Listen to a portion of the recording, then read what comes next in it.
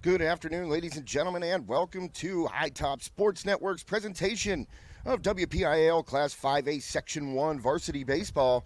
Today, the Armstrong Riverhawks host the Plum Mustangs in the second half of a back-to-back.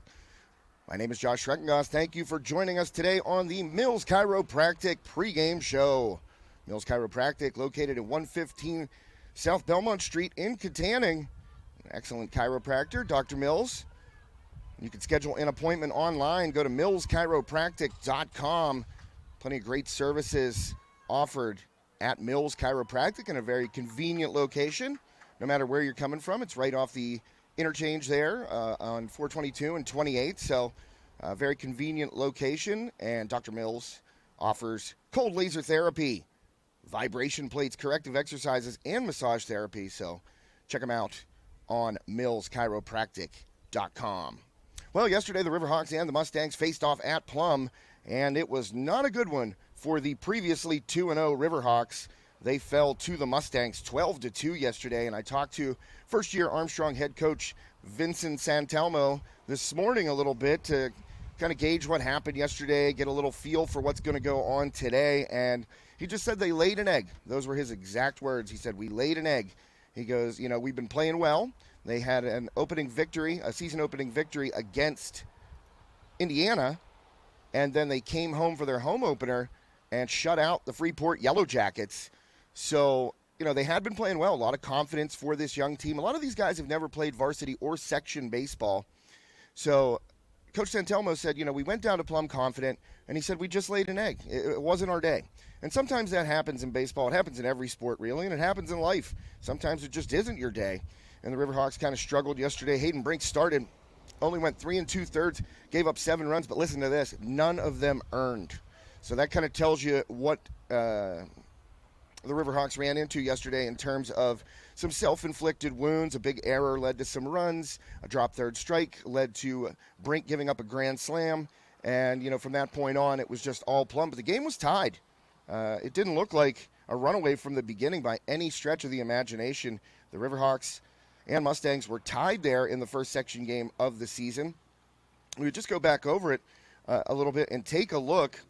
You go through the box score here of that game yesterday at Plum. 12-2 loss, as mentioned. And I'm checking out the box score right now.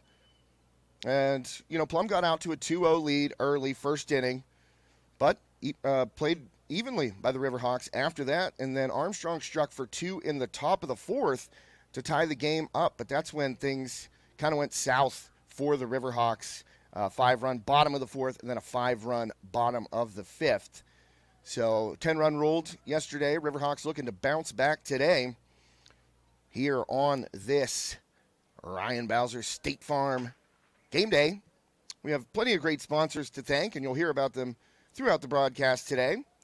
Of course, you can see right there, Steffi's Country Catering, our official scoreboard sponsor. And you know what? Spring sports are here. Even though it's a little chilly, got a nip in the air here at Armstrong. Graduation parties right around the corner. Right around the corner. And if you want great homemade food, generous portions, you're going to look up at Terry Steffi on Facebook. Or, of course, you can give him a call right there on the number on the scoreboard, 724-548-5047. And as we say in the Worthington, Cowansville, Adrian metropolis, Terry's going to slick you up. Also, it doesn't have to be a big event, doesn't have to be a wedding or a graduation party or family reunion. It could just be Sunday takeout. So make sure you check out Terry's Facebook page for those Sunday takeout specials. They are fantastic. Again, here on the Mills Chiropractic pregame show, you're looking at the coaches right there, Armstrong and Plum. Going over the ground rules here. It's a big park. We saw a couple of really hard-hit balls, deep balls, against Freeport by the Riverhawks last week. Dustin Coleman nearly got one out of here to left center, the deepest part of the park. It's got to be a good 390, close to 400 feet there in left center. It's kind of an interesting layout. It's shorter in right center. The scoreboard, which is right in front of this camera angle, and we're going to get another camera angle going here as soon as my camera gets some juice. Brought the incorrect charger for this particular camera, but it's charging right now. I just can't feed the video while it's actually charging. But I've had it on here for about 30 minutes charging up. So once the battery's full, we'll get another kind of spread out camera angle for you. You'll be able to see the infield. And then once that comes up, then you'll see that scoreboard, which is pretty much directly in front of me here. I'm on the landing at the press box in Armstrong Stadium. And if you hear a gunshot behind me or multiple ones, don't worry, I'm safe. There is a junior high track meet going on. I believe it is Armstrong and Connellsville. The jerseys on the visitors are blue and white with Falcons on it, so I think it is Connellsville. But a junior high track meet going on behind me. So if you hear some gunshots, don't worry. We're good. They're just blanks. Riverhawks hoping not to fire any blanks today. Want to bounce back with a victory. And I talked to Coach Santalmo a little bit last week after that Freeport game. And he told me, look, we got Plum coming up. Section schedule opens early. It's going to be difficult to go down there. They've got a good team. And he said, it's going to be a good barometer for where we're at. And he said, you know what? I don't even mind if we go down there and lose. I just want to play well. Well, today when I spoke with him, he was not real pleased with the loss or the way the Riverhawks played. But I said to him, Coach, you told me last week, you want to split this early back-to-back at the worst. And he said, you know what, you're right. He said, we need to come out and play our game, pitching, defense, and timely hitting, which they had done against the Little Indians and the Yellow Jackets to start the season and jump out to that 2-0 record. So they need to get back to basics, basically. Back to basics, basically. That's funny. Today against the Mustangs. And Plum trying to see if the lineups are up yet on Game Changer. They are not, but I was going to read out the starting lineups for you, but it'll be up here in a second. It's kind of important for us, especially broadcasting in a venue like this where we're far away and the numbers are hard to read, especially, at the plate. So we get the Game Changer going. Very thankful for every team that does it, really. I kind of wish it was mandated because it certainly helps us with our job, helps us relay the information to you out there so you know what's going on. Let's take a quick look here. We'd also like to thank Ryan Bowser State Farm. Of course, I'm in the Armstrong Indoor Athletics broadcast booth, even though I'm outside. And I actually saw something for AIA, the premier baseball and softball training facility in the region. I'm going to look it up. I think they have a camp coming up in June, and there's registration information as the Riverhawks take the field. So thank you for joining us here for this afternoon's game, and of course, the Mills Chiropractic pregame show. So we're going to try and find that information from AIA and get it out to you folks in case you're interested in attending a camp. I believe it's a camp in June, so we're going to find out real fast.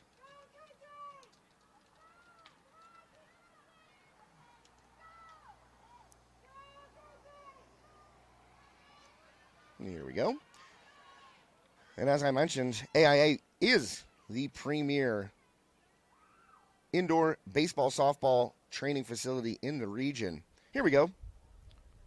Great information right here. The 4th annual AIA Championship Baseball Camp will be held June 12th through 16th at Armstrong High School Baseball and Softball Complex. So right here we're at the baseball field. Just down over the hill is the softball field. So that is where it'll be, June 12th through the 16th, right here at Armstrong Junior Senior High School. You'll see the baseball and softball fields on the right as you drive in toward the school on Buffington Drive here in Manor Township, PA.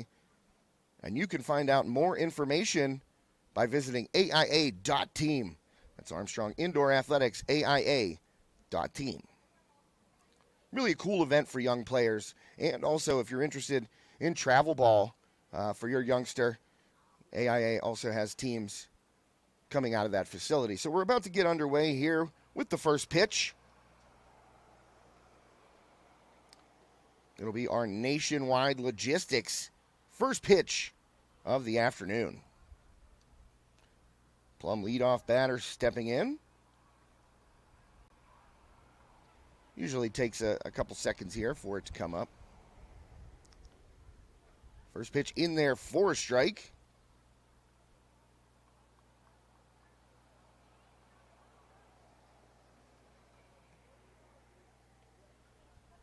Second one just off the plate there. 1-1 now the count. And on the hill will be senior Dustin Coleman, number 11. Coleman induces a ground ball over to second base and thrown on to first by Nick Kinter for the first out of the first inning. So 1 up, 1 down here for the Riverhawks.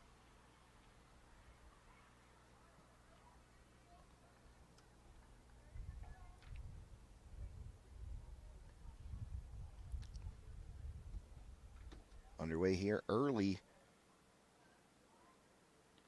That fastball in there for a strike by Coleman.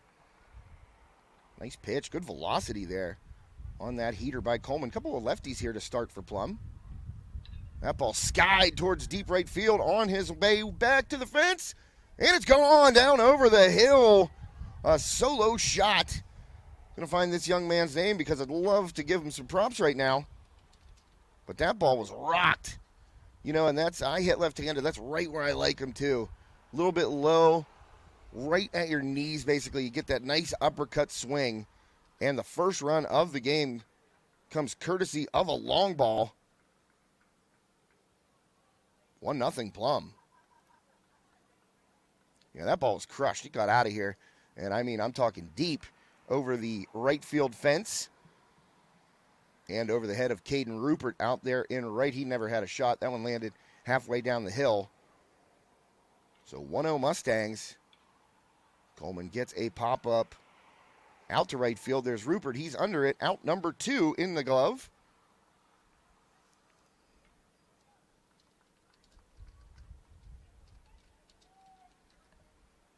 So two-way here. That home run. I believe it was Dom Byer that hit that home run, but I'll make sure I can clarify that because it doesn't look like their roster has actual numbers on it.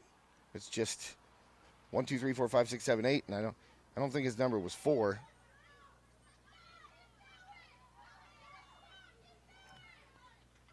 And with 2 outs, this is Brady Dujanovic.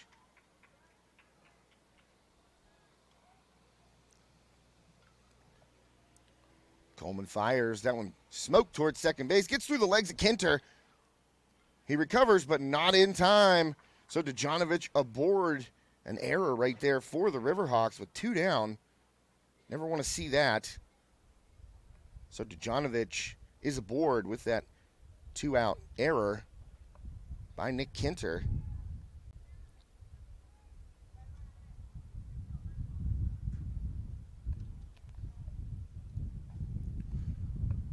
And that home run indeed hit by Dom Byer.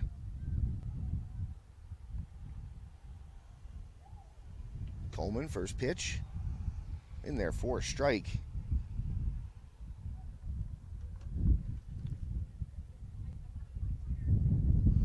Hear the wind picking up a little bit. I'm sure it's coming through my microphone. I can kind of hear it.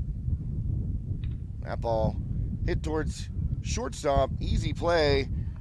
Mike Carson Delano tosses it over to Kinter for the 3rd out of the inning, but the Mustangs get on the board first, courtesy of a home run by Dom Byer. 1-0 Mustangs here on High Top Sports Network.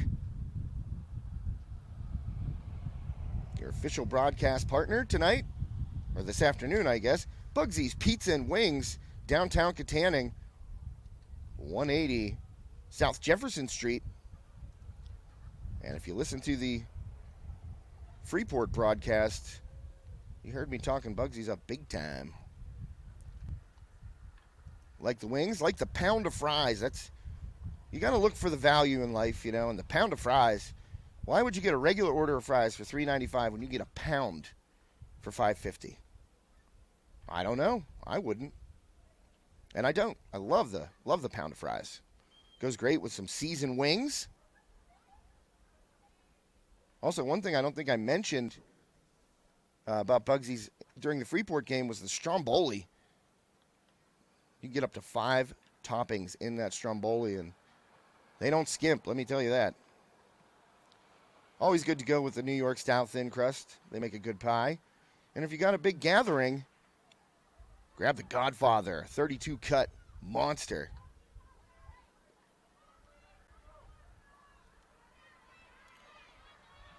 So the Mustangs on the field for the first time here this afternoon. Riverhawks down 1-0.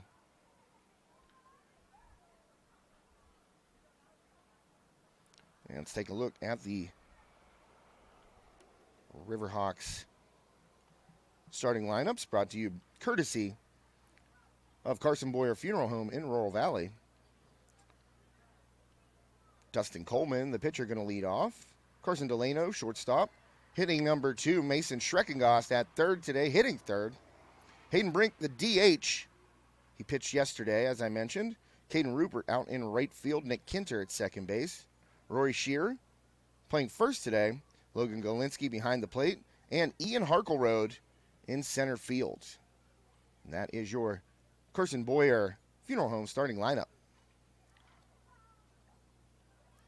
So Dejanovic on the mound for the Mustangs.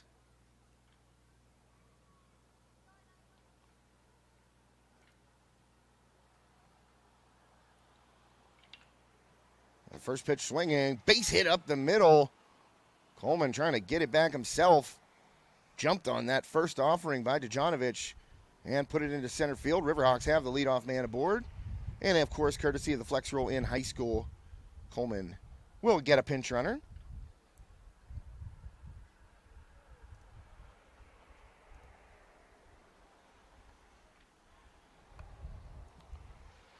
Now at the plate, Carson Delano.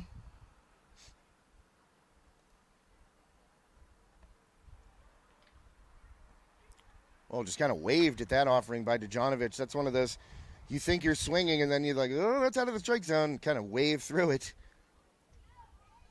Every hitter has been there, trust me. Dejanovic working out of the stretch.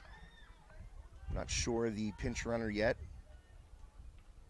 Oh, good bunt laid down. That's going to advance the runner. Hustling down the first base line. But Dejanovic able to pick it up, fire on to Watson for the first out of the inning. But a good sack bunt by Carson Delano. Moves up the runner. I think that is number 23 out there at second base for the Riverhawks. I don't know if it's 23 or 28. I'm old. My eyes are not what they once were. Every time I think about bringing my binoculars, and then I never do. I did it a couple times last year, and it's kind of tough to do it while you're, running the stream and making sure, you're looking for information and making sure everything's running smoothly here on the tech side. That ball slapped down the right field line. Oh, just landed right outside there. Schreckengost, that would have been a good placement for a base hit.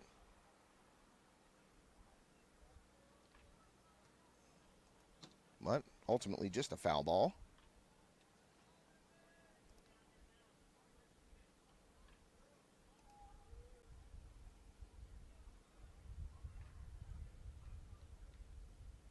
Dejanovic delivers curveball, misses.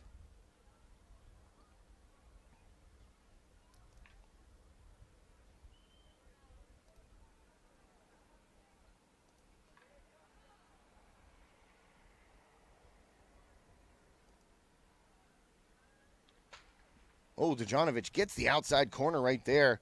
Schreckengost didn't like it, but the ball right on the outside corner for a strike. So Schreckengost down in the count right now.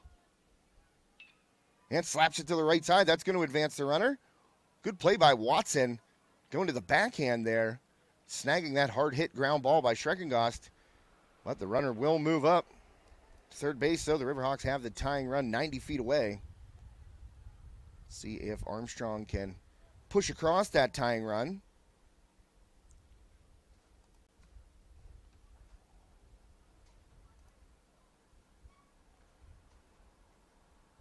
Yeah, Josh Fester out there, number 23, the pinch runner for the Riverhawks. Right now at the plate, cleanup hitter Hayden Brink getting a day off from the field. Normally plays shortstop when he's not pitching, but getting a day off here to DH, as he threw yesterday. And Brink watches that one go high. So 1-1 now the count to the Riverhawks cleanup hitter.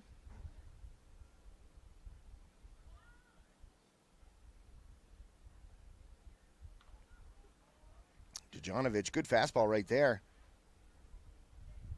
Gets it in for a strike.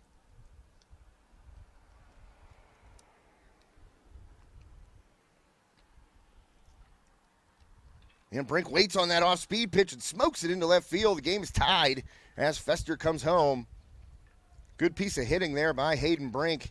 Waiting on that curveball by Dejanovic and smacking it out into left field. All tied up at 1 apiece.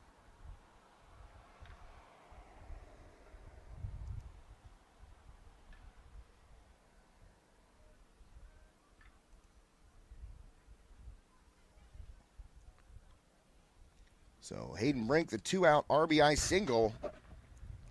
And that'll bring Caden Rupert to the dish for the Riverhawks.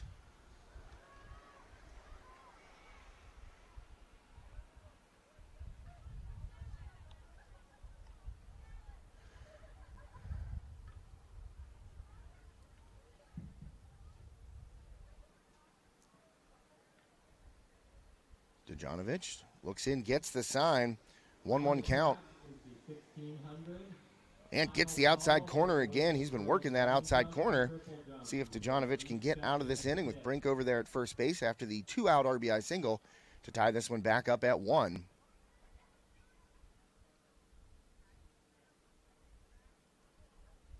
Brink is taken off. Throw down, and it looks like Brink's in there. He is. Head first slide.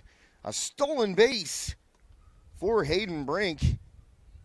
And you know what that means. Nationwide Logistics, stolen base for the Armstrong cleanup hitter. Drive with the best, Nationwide Logistics. Curveball just off the plate right there. So now a full boat.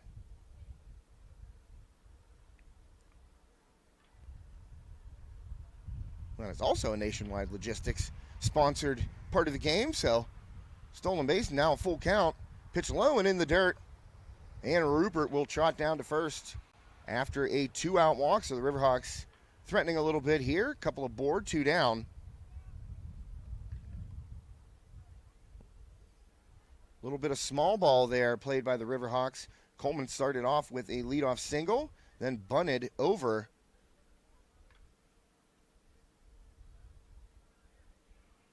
Then a hard ground ball by Schreckengoss to advance Fester to third.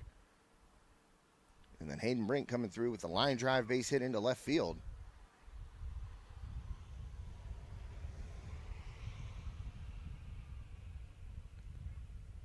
Dejanovic fires. That one popped foul out of play on the right side.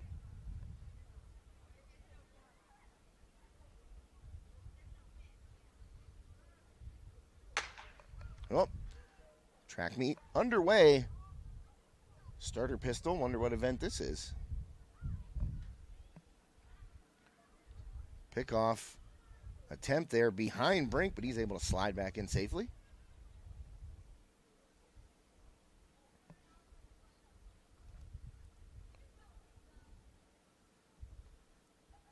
Dejanovic. Well, that ball smacked into center field. It's going to get down. Let's see if Brink goes. He does. Throw in from center. Gets through. Diving play. The ball kicks away from the catcher. And the Riverhawks, both of them on the bases after Brink's score, move up 90 feet apiece. So a big clutch hit there by Nick Kinter, atoning for that first inning error. Nick Kinter, wow, good piece of hitting right there. Just kind of put the bat out, got a piece of it, sent it up the middle, and then the throw from the outfield. Coming in, it was actually a pretty good throw right on the mark at home plate. That throw in by center fielder Sean Franzi, but the ball kicked away from the catcher just as Brink came sliding in head first to give the Riverhawks the lead. So an eventful first inning here at Armstrong. And the Riverhawks can really do some damage here with a hit. Smack left side, 2-hopper. Double clutched and fired across. And he beat it out. Unbelievable. Rory Shearer, the double clutch there on the throw across the diamond, cost the Mustangs. And it is now 3-1 Armstrong. Riverhawks have certainly come to play today. Not feeling too happy about that 12-2 loss yesterday to these Mustangs. Sour taste in the mouth for sure.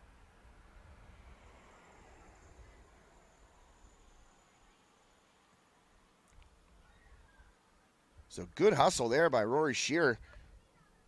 Able to beat out that two-hopper to third. And the double clutch over there at third base. Costing the Mustangs. That's, oh man, I don't want to say his last name. I don't want to mess it up. Daniel McCoyce? I don't know. And we got a mound visit here, so Nationwide Logistics, I believe, is our mound visit sponsor. Indeed they are. So while we have this mound visit, let me tell you about Nationwide Logistics.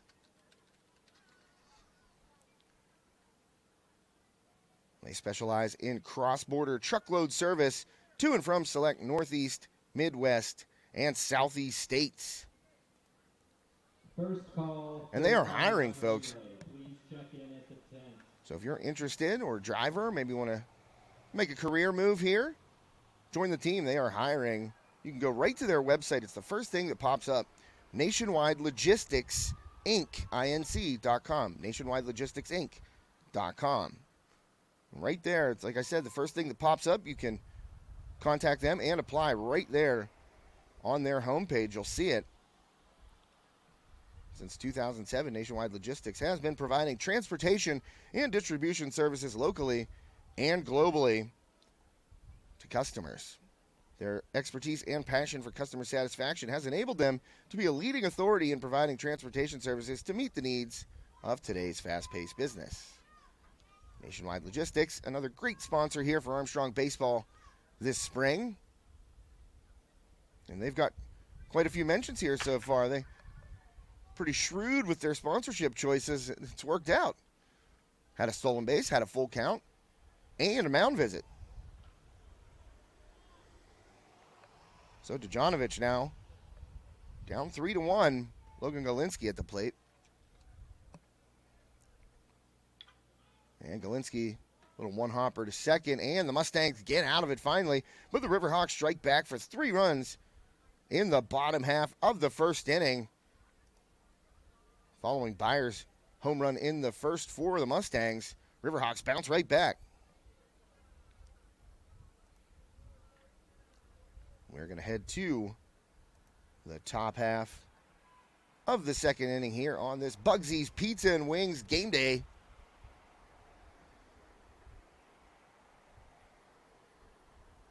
You know, I got to say, up on top, I've done games from the landing here at the press box and up on top of the press box. Today would not be a good day to be up on top because the wind is relentless up here on the hill. And you can see some folks on the Armstrong side there in your camera view. All bundled up, looks like co-athletic director Jake Canish. Looking all bundled up over there. So Coleman down a run early, but started it off with that leadoff single on the first pitch off of Dejanovic. And from there, the Riverhawks did their duty. 8 men to the plate. And 3 runs on 4 hits. And, of course, that Plum error allowed one of them in. Yep, Dejanovic. Well, they say they're all earned. I don't know about that. Sometimes you get stuff on Game Changer that gets corrected later on. But it is an invaluable resource for us broadcasting type folks. And, of course, parents and friends and family who want to follow the team.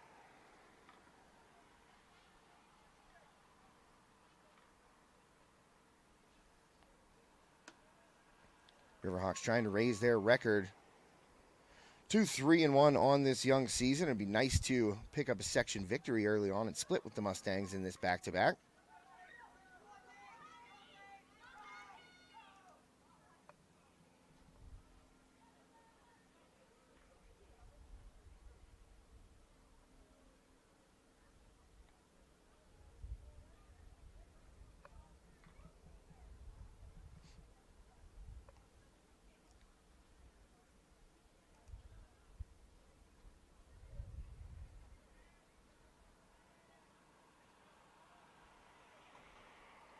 All right, second inning about to get underway here. Riverhawks 3, Mustangs 1.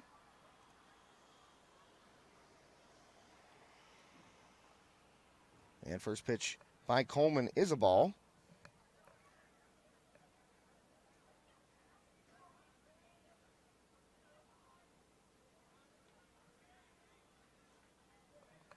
And he is facing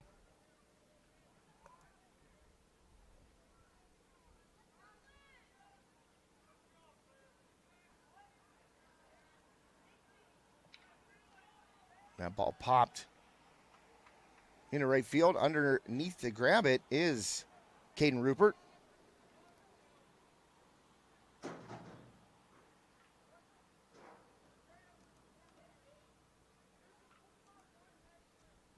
One away here in the top of the first.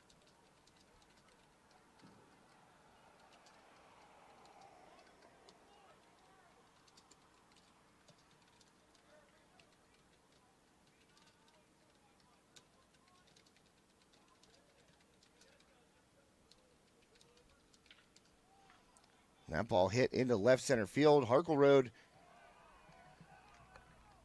and Bowser converging over there in left field. And Bowser makes the grab, so quickly 2 away.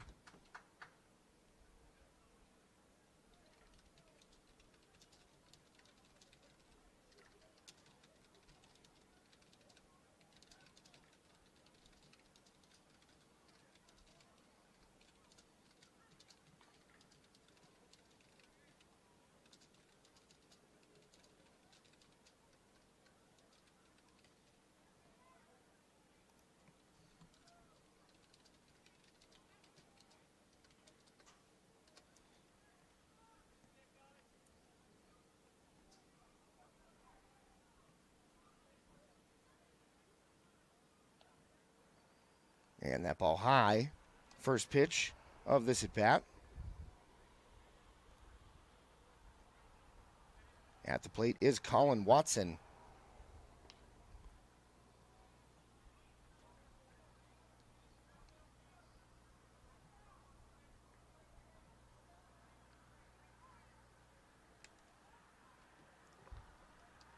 Coleman delivers. Watson fouls that one off right side, out of play.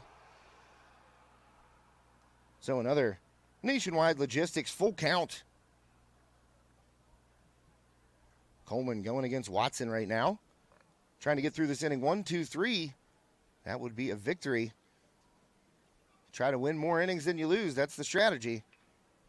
That one's skied to right field and out of play.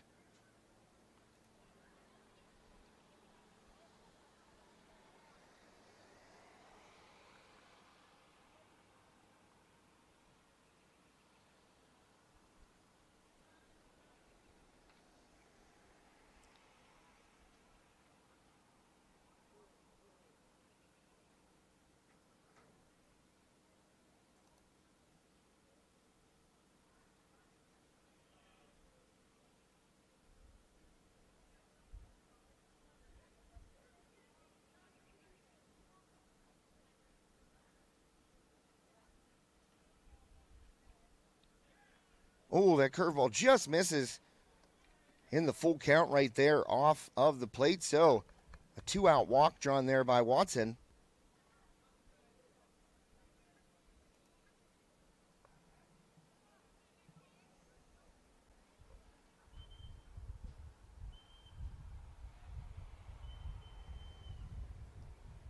And that will bring up Logan Kemmerer for the Mustangs here with 2 down. First pitch by Coleman is low. 1-0 count.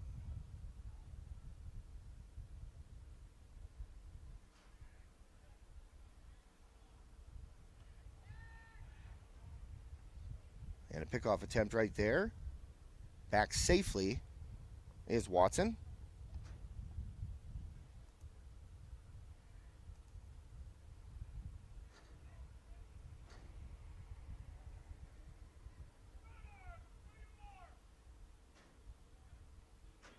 Firing is Galinsky. That throw sails, but good backup there by Nick Kinter. A stolen base for Watson. So Plum now has a runner in scoring position.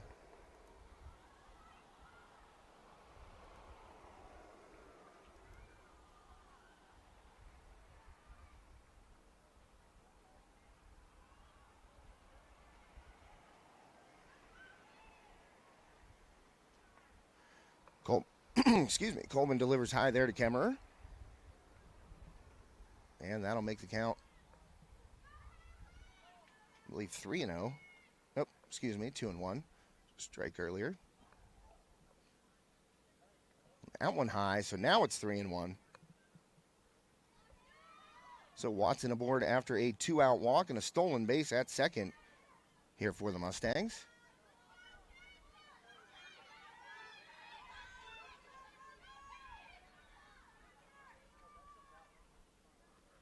And just off the plate, so back-to-back walks by Dustin Coleman. Not normally something you see out of him. Good control, generally, from Coleman.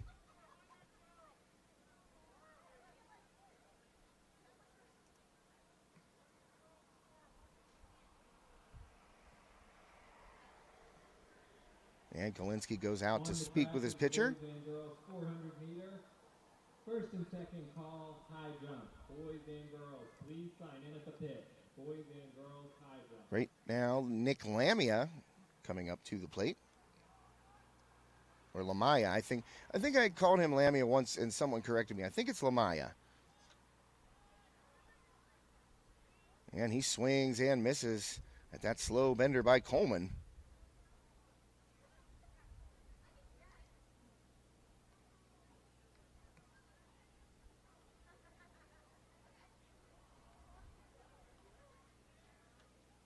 So the 0-1 delivery here from Coleman steps off. Watson kind of had him looking back over his shoulder there a bit.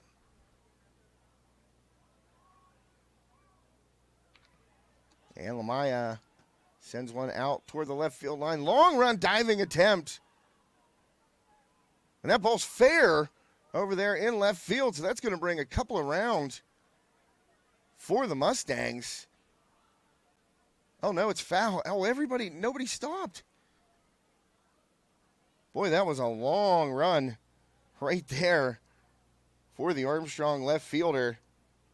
That's Bowser out there in left, and he covered a lot of ground, got over toward that line, laid out, and nobody on the Plum side stopped running until the umpire came out and signaled that it was foul. So everybody back to their original starting spots. Lamaya back to the batter's box. Watson on second, and Kemmerer down there at first.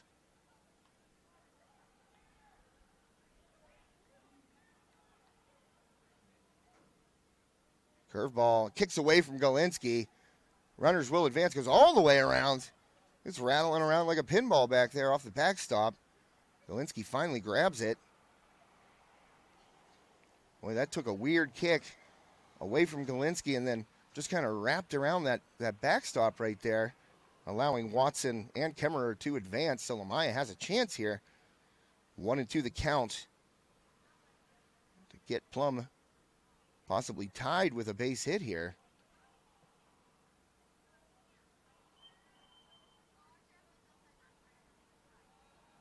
And just low, that delivery by Coleman. Already up to 32 pitches is Dustin Coleman. Started this inning quickly, then a couple of walks. Now Lamaya waits on it, grounds toward the right side, and that's through. So one run's going to score. Here comes the throw up the line, and we're tied again. The walks come around and bite the Riverhawks. Tied now at 3 apiece. As Lamaya gets the 2-run single here with 2 outs. And those 2 walks by Coleman, and then the wild pitch. Now Lamaya finds a hole on the right side, ties us back up at 3 apiece.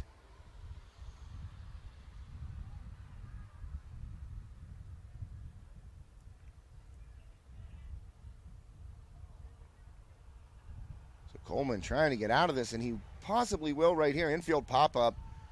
Kinter calling for it, and he gets it. But Plum able to fight back from that 2-run deficit, get a couple themselves. And we're tied again here at Armstrong Junior Senior High School on this Bugsy's Pizza and Wing game day. Like I said wing, I guess, but it's plural, of course.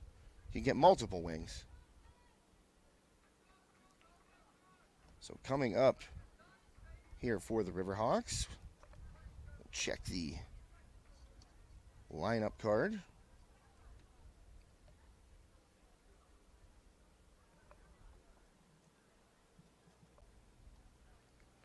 Ian Harkleroad going to lead off, then turn it over to the top of the order. Dustin Coleman, Carson Delano, and Mason Schreckengoss. Those are your 4 to start in the bottom of the second.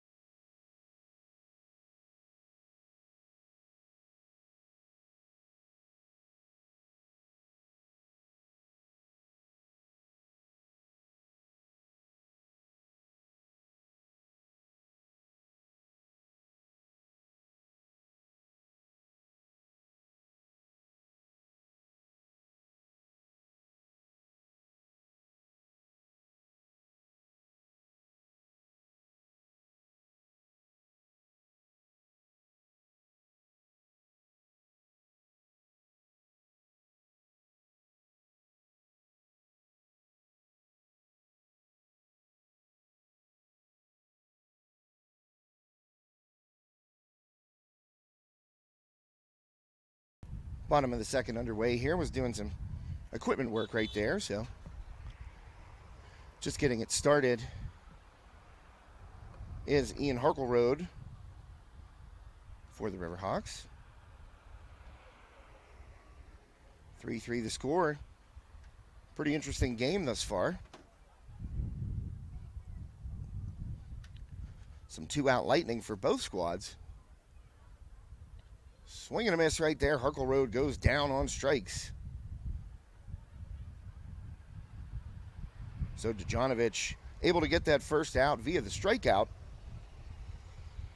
And now we are back to the top of the Armstrong order. Dustin Coleman. And Coleman will take a strike on the curveball.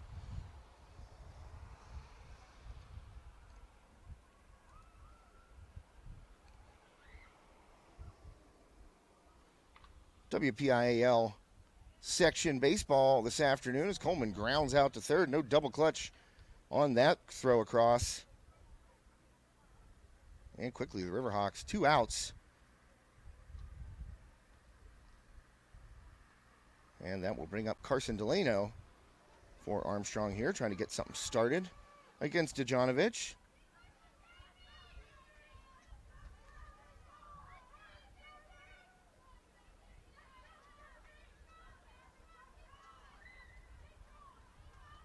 That one popped foul and out of play down the right field side. Down over the hill.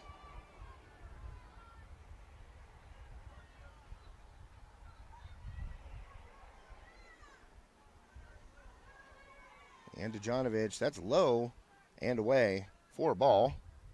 2-1 now the count to Carson Delano. 0 for 1 this afternoon. That sacrifice bunt that was able to move Josh Fester, who was a pinch runner for Coleman after his leadoff single in the first. So it says 0 for 1 on the box score, but it was a productive out that helped lead to a run. The coach is going to take that every time.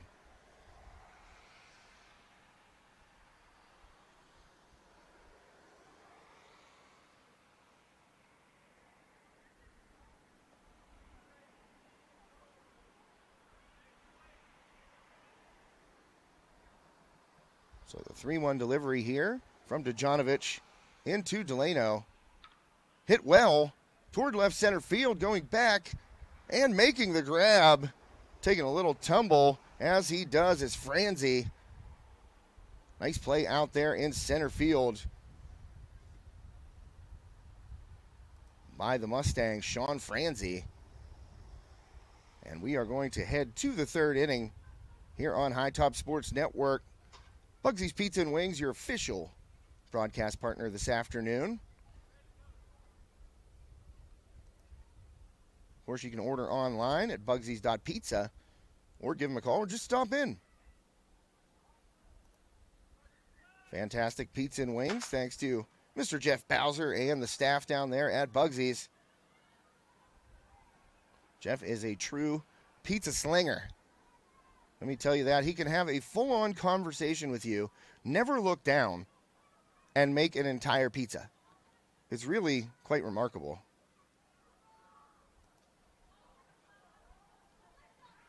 Of course, if you want to order the old-fashioned way, you can give him a ring, 724-548-1002. Bugsy's Pizza and Wings in Katanning, 180 South Jefferson Street.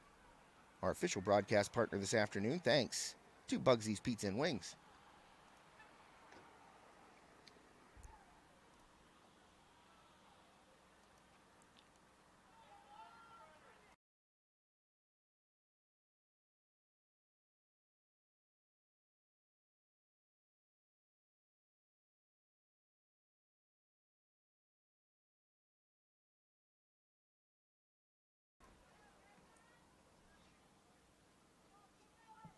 Third inning about to get underway. Dustin Coleman on the hill for the Riverhawks. Plum able to get a couple with 2 outs last inning. Home run in the first. And that initial delivery of the inning, low in front of the plate.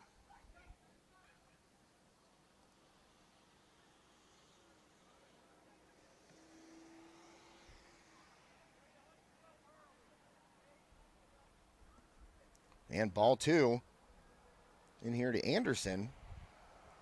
0 for 1 this afternoon.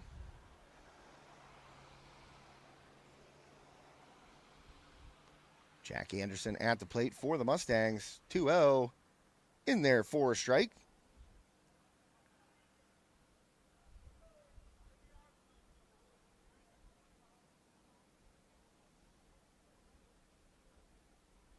Coleman looks in, gets the sign. Winds and fires that one off the plate.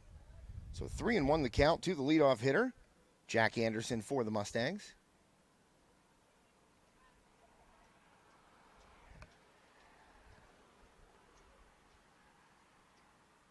Coleman delivers. Swung on, ripped up the middle. Oh, mishandled. Throw across, but still in time. Good recovery right there by Delano and a strong throw. Delano able to get to that hard ground ball off the bat of Anderson, knock it down, able to pick it up at his feet and fire across to Rory Shearer to get that first out of the inning. Good recovery. One away, here comes Norcutt up for the Mustangs.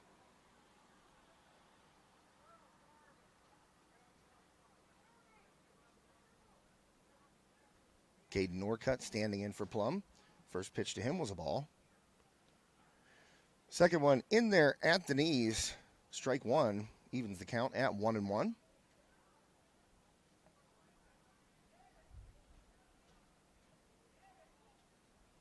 And another ground ball. Picked cleanly this time and fired across. Another good play by Delano at short. And sometimes you get weird bounces off the turf, but more often than not, they're true. And right there, Delano played it perfectly, picked it cleanly off the hop, and then a strong throw across to Shearer. 2 up, 2 down so far for the Mustangs here in the top of the third inning. And Coleman's first pitch to Svidrin is in there for a strike. Tough to believe that this is Carson Svidrin's third at bat already this game here in the top of the third. Usually when you're getting in a bad an inning, your team's putting up more than 3 runs, but that is the case right now. 3-3. Riverhawks and Mustangs tied in this one. Good pitch right there by Coleman. And taken for a strike by Svidrin.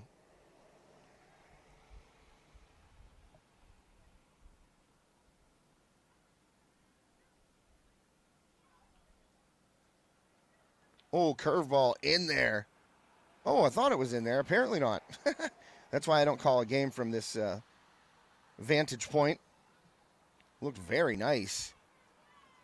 Coleman was hoping for the backwards K. And Svidrin calls time at the last second. Backs out of the batter's box.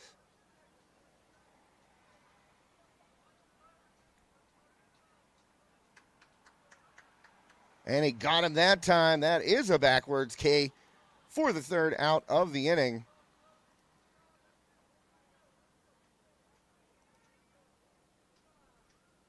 So the Riverhawks retire the Mustangs. And we'll come up to hit here in the bottom of the third, trying to break this tie here on High Top Sports Network. Thanks for tuning in. My name is Josh Reckengust. Appreciate you joining us this afternoon on this Bugsy's Pizza and Wings game day.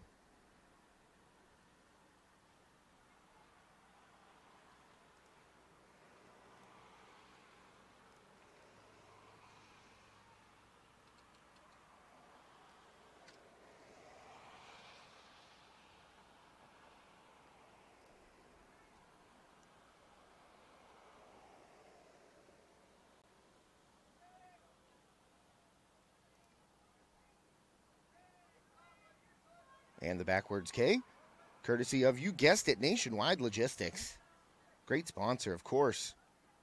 Thanks to Nationwide Logistics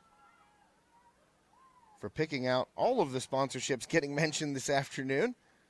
Got a backwards K, a mound visit, stolen base, full count, all kinds of fun stuff.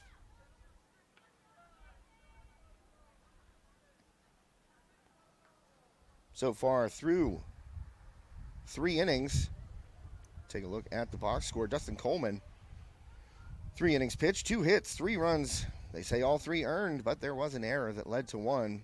2 walks and a strikeout. Dejanovic getting ready to enter his 3rd inning on the mound. 4 hits, 3 runs, all of them earned. 1 walk, 1 strikeout. So both teams doing a good job putting bat on ball here early. And first pitch from Dejanovic in there for a strike.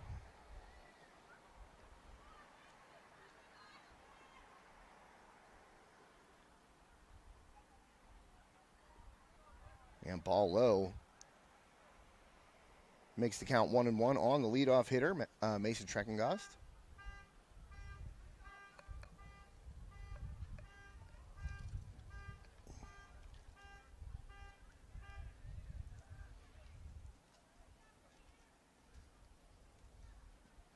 Dejanovic fires. That one off the plate for a ball.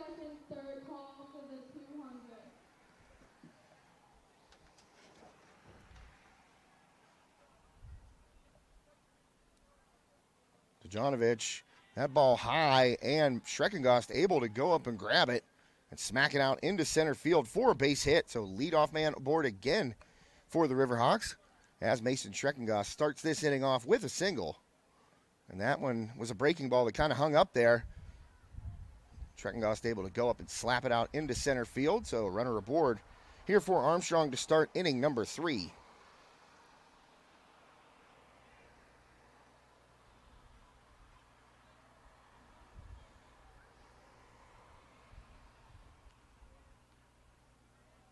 And that ball in there for a strike. Nice pitch by Dejanovic right at the knees of Hayden Brink.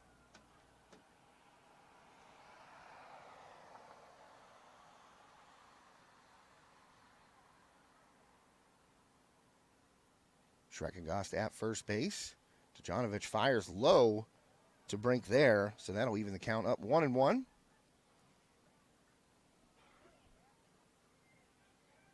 Hayden Brink with a 10 strikeout performance on the mound against Indiana in the season opener. Swing and a miss right there. Dejanovic, good fastball right on the outside corner.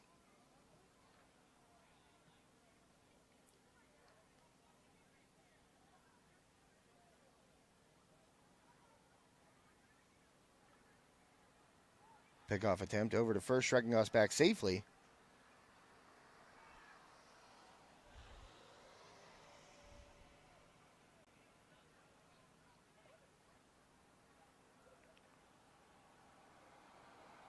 Just off the end of the bat right there. Brink barely gets a piece to stay alive.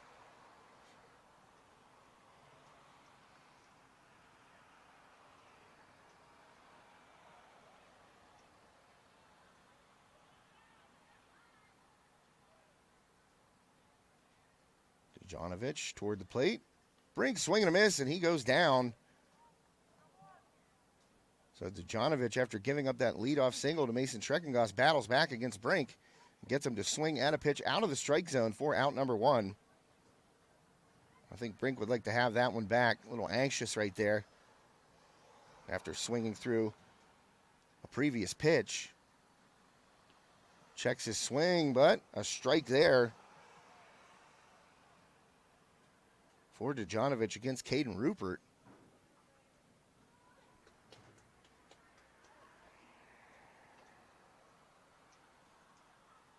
One on, one out. Rupert shows bunt. Can't get it down. And Schreckengoss has to dive back in as the throw down the first base line was a little toward the right field side. Off the base right there for Watson. So Schreckengoss able to get back safely.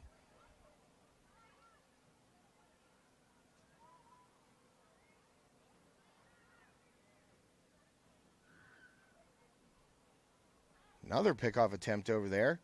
Schreckengoss getting some attention right now from the Mustangs. Brink had a stolen base earlier, but Riverhawks don't run all that much. And that ball low in the dirt. Good block there behind the plate by Svidrin.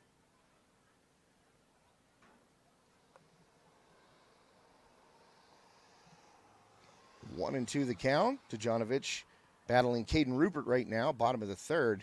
All tied up at 3. And that was an off-speed pitch inside and low, so the count evens up at 2 and 2.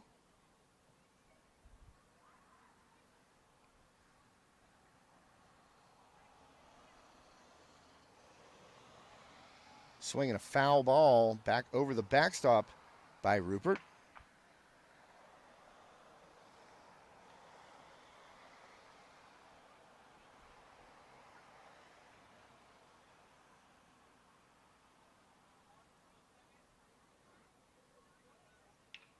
And Rupert gets a good piece of that deep center field, but ranging and making the catch is Franzi. He judged that one well off the bat. 2 away, and that means Schreckengoss has to stay at first base. Rupert got a good piece of that, but Franzi is playing more toward the left center field side, and he measured it very well, took a great route to the ball, and was able to track it down for the second out. Nick Kinter at the plate, 1 for 1 here this afternoon. Ball high by Dejanovic.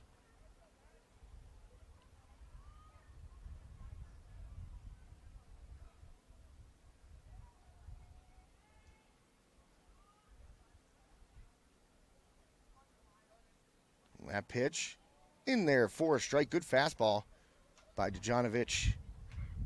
Here to Kinter.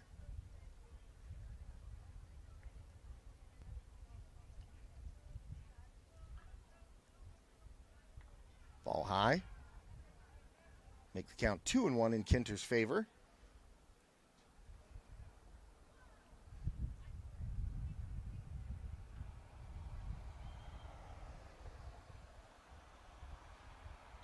That ball off the plate, ball 3. So the hitters count, everybody's favorite when you're at bat, 3-1.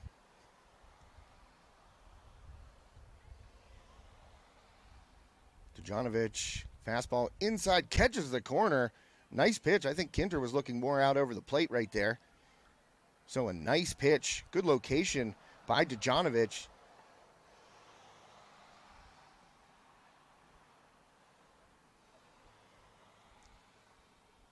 Full count, Nationwide Logistics full count, and a swing and a miss.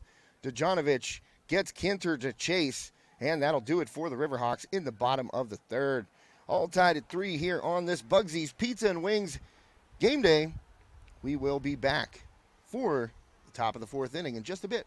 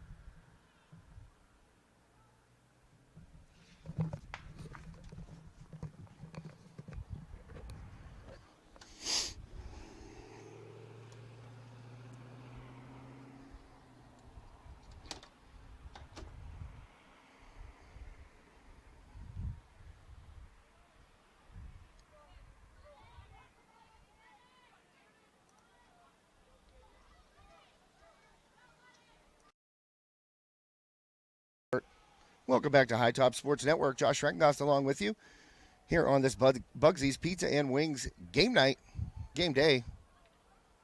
Slow tap foul there to the leadoff batter for Plum here in the top of the 4th inning. Going to try and get this second camera up for you folks. Looks like I got enough juice here, so we got a little more pulled out view for you. Try and get it up here after this at bat.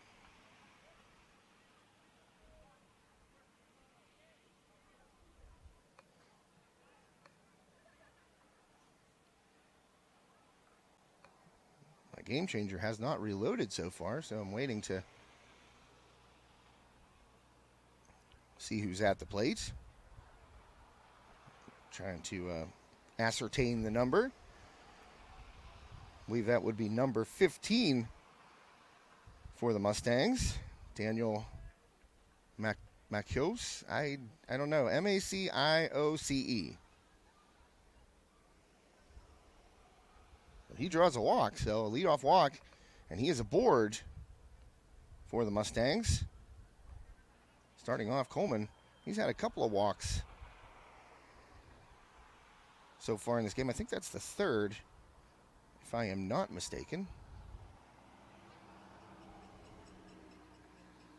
Stojanovic also 3 walks, and that is the 3rd walk for Coleman.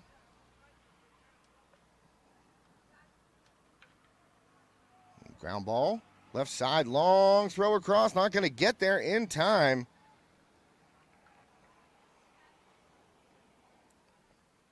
So Plum now with 2 aboard.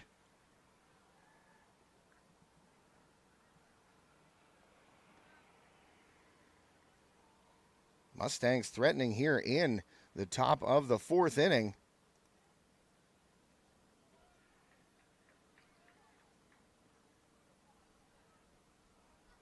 I don't know how these young men are out there in short sleeves, and Coleman had Maciose picked off, but now coming in to charge the bunt, so nobody over there at 3rd to cover. So Maciose moves up 90 feet.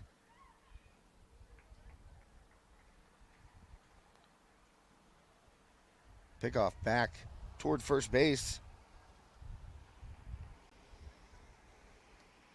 I don't know what's going on with the game changer. It says delayed, so that's not helping us any. It says delayed end of the third, so hopefully we get it back up soon. Trying to kind of swat bunt that. Is the hitter at the plate for the Mustangs. I believe that is Kemmerer. So Logan Kemmerer at the plate. Macchios at third.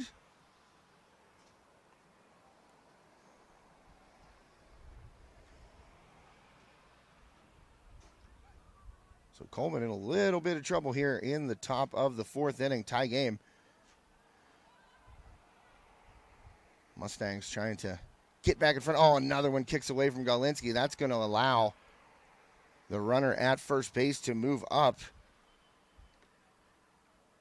And at first base, advancing on that pass ball is Colin Watson. So now two runners in scoring position for the Mustangs.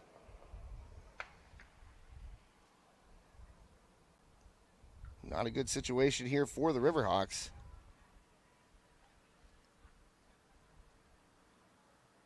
Coleman in a jam. That ball skied out to left field, left center field. Harkle Road over, getting underneath it. He's going to try to throw to the plate. Macchios on his way. Cut off. Nice play on the cutoff, but able to slide in under it. Advancing from second base was Colin Watson, and the Mustangs jump back on top 4-3. Courtesy of the sacrifice fly there by Kemmerer. Able to score Macchios from third base. Only one away. And the Mustangs have another runner out there at third. That is Watson.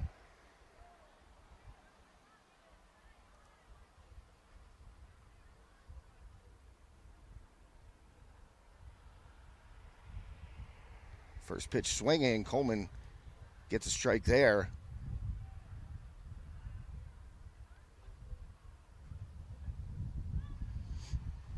Ooh, wind definitely getting picked up here. I'm scrunching a little bit. That ball high for a ball. And at the plate for the Mustangs, here is number 7, Nick Lamaya. Lamaya takes a strike right there.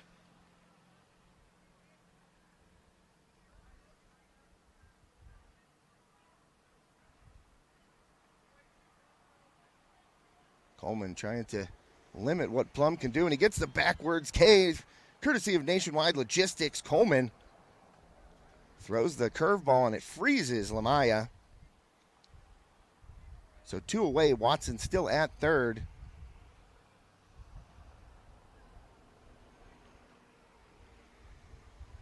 And coming to the plate now for the Mustangs,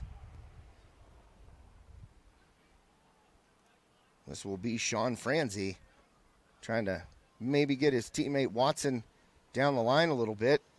Another 90 feet.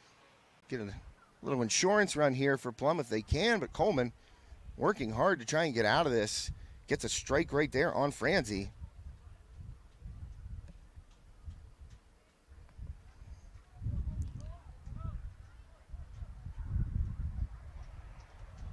And Franzi smacks one to left field. That's going to score Watson.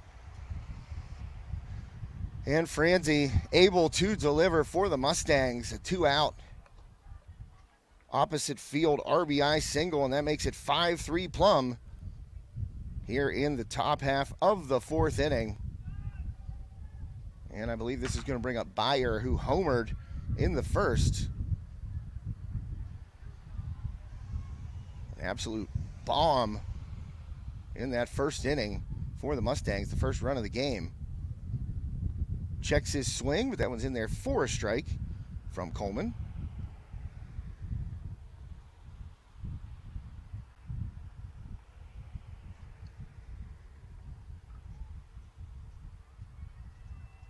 And Coleman fires a pickoff attempt over there, but Franzi gets back.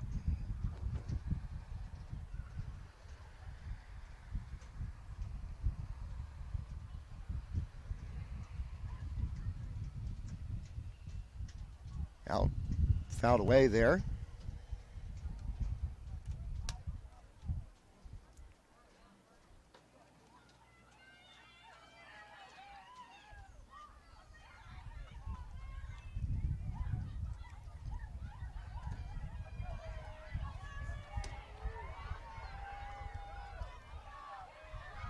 Coleman trying to get out of this, limit the damage.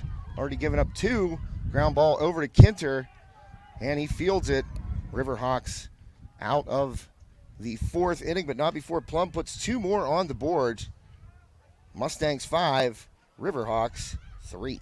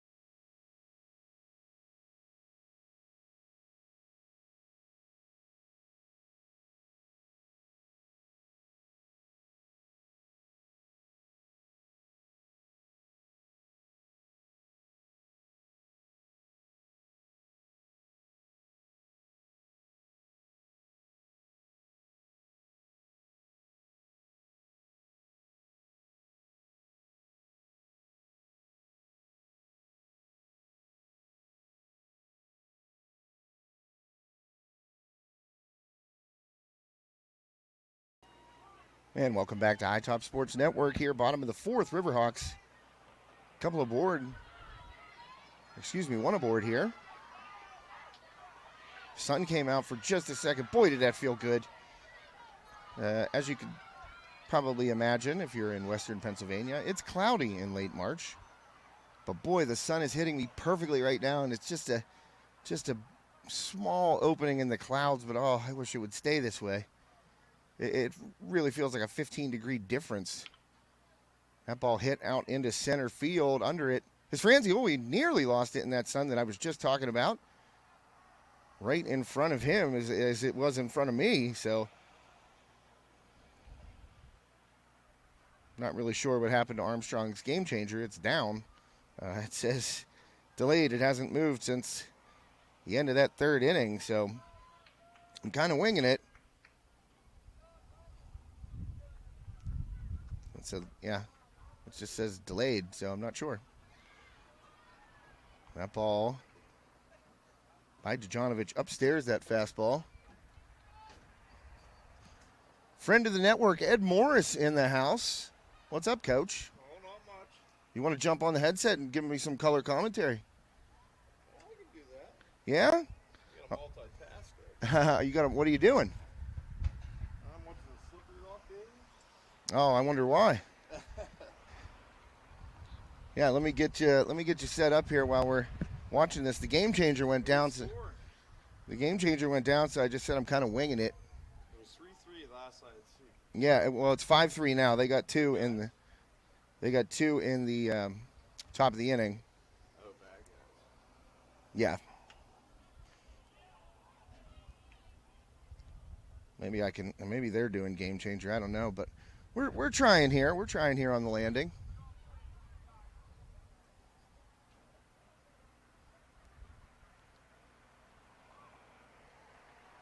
And pickoff attempt. Back safely over there at first base.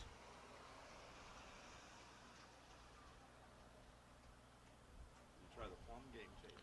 That's what I'm trying right now.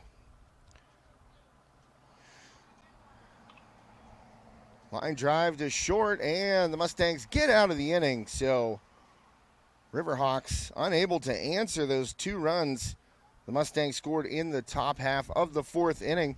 That'll take us to the 5th inning here at Armstrong. Plum 5, Armstrong 3.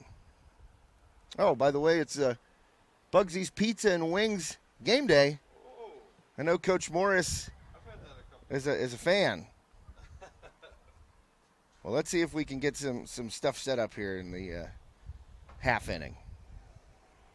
We'll be right back on High Top Sports Network. Josh Schreckengoss with you here. Coming back momentarily. We got to pull.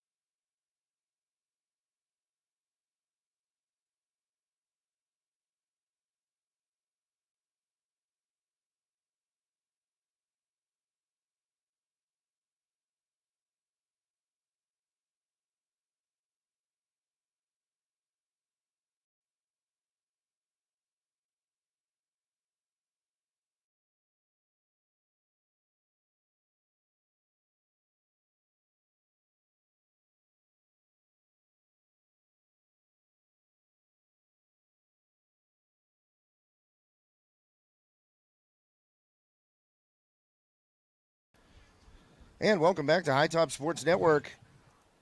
A special guest joining us right now. As you saw, we got the other camera up and running. And look at all the fun stuff that happened at the top half of the 5th inning. Former Armstrong baseball head coach Ed Morris along with me. Hey, thanks for joining me, Coach. Oh, my pleasure being here. It's an honor. An honor, he says. Well, we appreciate that. And as I said, I don't know if you heard me, but the Armstrong Game Changer is down for some reason right now, so we're kind of winging it. Sometimes that internet doesn't always hold up. Yeah, you're telling me. We had some issues yesterday down at the softball game, and it was unreliable at best. It happens in the classroom for us sometimes too. And I'll tell you what, that's even more incredible because you're inside the school, and you should have quality internet in the building. It's for the most part it's usually good, but every now and then it gets a little glitch. Dicey, as they say. Yeah. So what are we looking at here? I was trying to follow along here and there, and we're losing 5-3 right now. Yeah, so Plum, as we get a high fly ball out towards left center field, Harkle Road over behind. Nice backup by him. To grab that ball in left field. Left fielder got it. I think that was Bowser, yeah.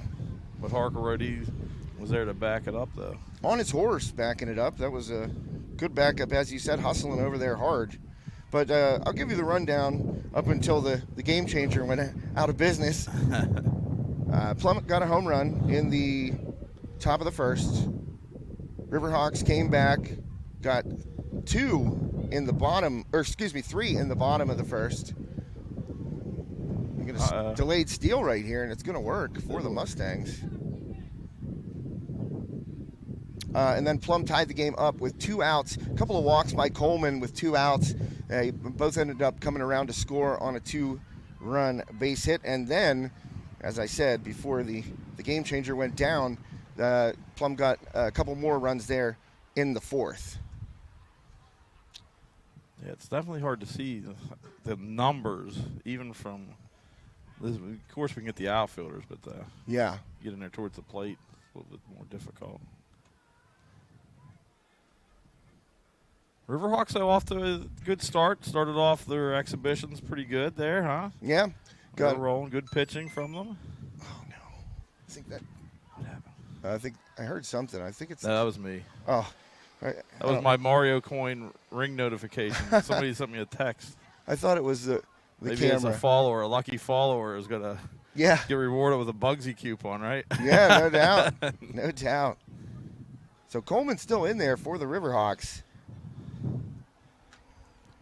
Coleman's solid. He's tough. He's going to be a bulldog out there for these guys. So they got to fight for him and with them here. He's going to do his best to hold them down. I saw another. Right before that we had that stolen base. Mm-hmm. Plum is a team that if you give them a little bit, they see that they're going to take it. I saw yesterday they had some steals. So Yeah. they got some speed there. They're well coached. Plum's always in the thick of things, and the WPIAL always contending for a playoff, if not the championship, WPIAL championship. Right. Coach is hard-nosed, good guy. Always got some players there. They had Krylov, who got drafted #1 out of Plum. They're always producing good athletes, at least on the baseball. Football, we usually beat them, though. That's true. Hopefully they're not listening, right? Well, there's some people out there, I'm sure, that are Plum folks. We've always been treated very nicely down there, so Yeah. I got nothing but good things to say about the athletic department and the folks down there. I actually saw a guy because I think JV was here yesterday. The Plum JV was here yesterday.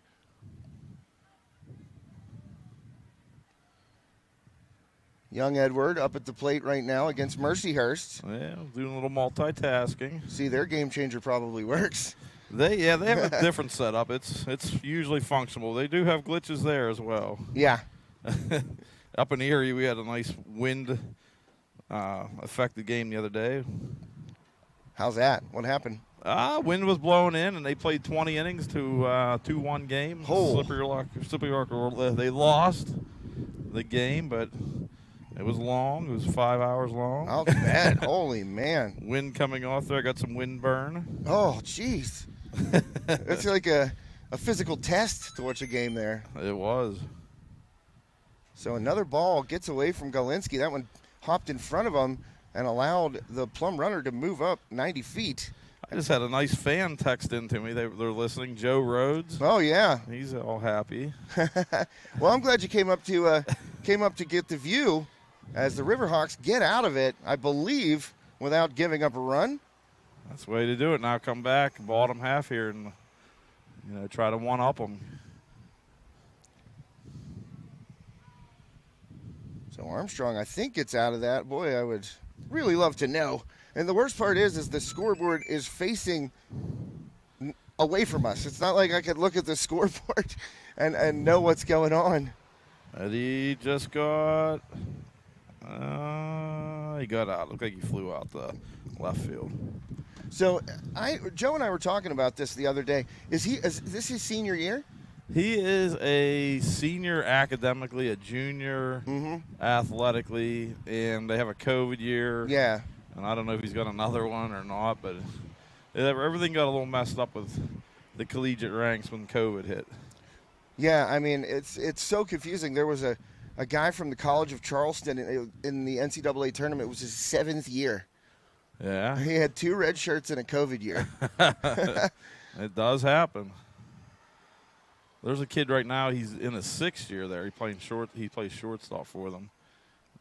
But that's crazy. There's definitely some older kids or older adults, men now. Yeah. They're no longer 21, 22-year-olds or Well, that 23, 24. That guy from the College of Charleston was 24, I think. Yep. And he's, the article I read was his teammates are 18 and 19, and he's 24. And it sounds like, oh, it's only 5 years or whatever. That's a big jump, though. Physically, mentally, it's a big jump. Yeah, a lot of the same kids have been there. Oh, looks like we got action starting back up here. Indeed we do. First pitch. That is still Djanovic out there.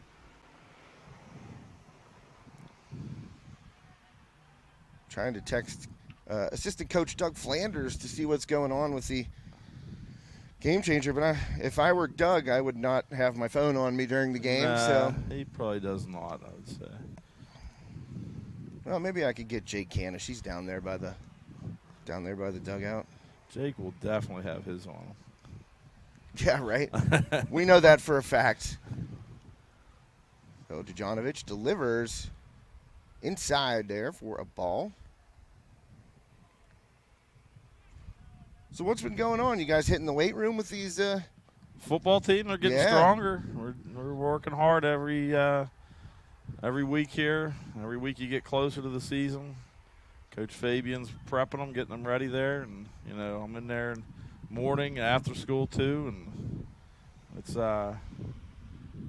is the tough part of the year, trying to keep everybody motivated on task and keep them interested. But new weight room helps. Kids love to go in there and utilize that, and you got tons of leg equipment in there. If you can't get some strong legs in there, there's a problem, as Coach Fabian says. Well, is it you that do you control the Twitter account with the videos of guys doing stuff? Yeah, I put that stuff on to try to keep people updated with that. I saw, I think it was Isaiah, just doing something. I looked at, I can't remember what it was. It was something like we had 35 pounders and he's doing box jumps and stuff. And I'm like, I would blow everything out of my entire body if I tried to do one of those. Yeah, he's looking pretty good. This is going to be a senior year. That's some explosion there, getting up with that weight. And then he was deadlifting. I think he deadlifted 565. Wow. That's a nice deadlift. He's a wide receiver. Yeah. Oh, he's such a physical specimen. And I think you saw last year when he was finally able to stay healthy throughout the entire season, just how absolutely dominant he could be. I mean, there were a couple of balls when we went back through for highlights and stuff. Ground ball up the middle, base hit. So the Riverhawks have a man aboard with an out. Trying to see who that is. Looks like number 7. Do we have a... Yeah. And he turned there and turned to the corner. I think it was. And now that'll help me find the batting order, or place in the batting order at least. Maybe. Yeah, I used to know all the numbers. Well, that was your job. Not anymore, but yeah, Isaiah Brown, he's doing a good job in there. We got tons of guys in there. We need to work hard. We've got to replace some key guys that are leaving. But obviously we got some big holes there with Caden leaving, but we got some wide receivers. The wide receivers are all back, and yeah, I like the weapons, and it's going to be Colt Sprankle's job here as the starting quarterback. Obviously, an impossible task to replace Caden Olson, but with all the weapons, as you said, surrounding Colt and him having a year to sit back and have a front row seat to the way Caden approached the game, to the way Caden read the offense and stuff like that. I think that's going to help.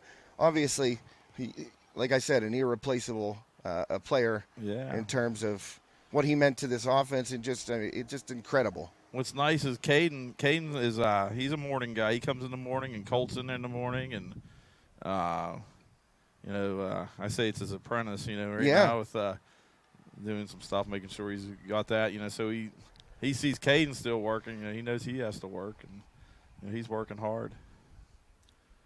Yeah, I always see the weight room stuff come up, and it's like you said, it's a state-of-the-art facility. I mean, we didn't have that back at Katanning, you know what I'm saying? No, not at all. We had a moldy, disgusting field house. Yeah, there's something to be said about lifting in there too. That's true. Produce some good athletes out of there as well. Oh yeah, definitely. Well, that was Brink, I believe, walking. So now 2 aboard for the Riverhawks here. Is this Rupert up maybe? Let's check it out. I have the batting order, at least the way it started. Yeah, Caden Rupert, the right fielder, up at the plate right now. I believe there's 1 down. Caden, speaking of a kid working hard in the weight room, he's always in the weight room working hard. He's put on some muscle over the past year. And on cue, he hits a fly ball, but right at him. Yeah, Rupert flies out to center field. That was Franzi for the Mustangs making the grab. So 2 down now for the Riverhawks here in the bottom of the 5th inning, trailing by a couple. Dejanovic still in there for the Mustangs on the mound. Doing a good job today for Plum.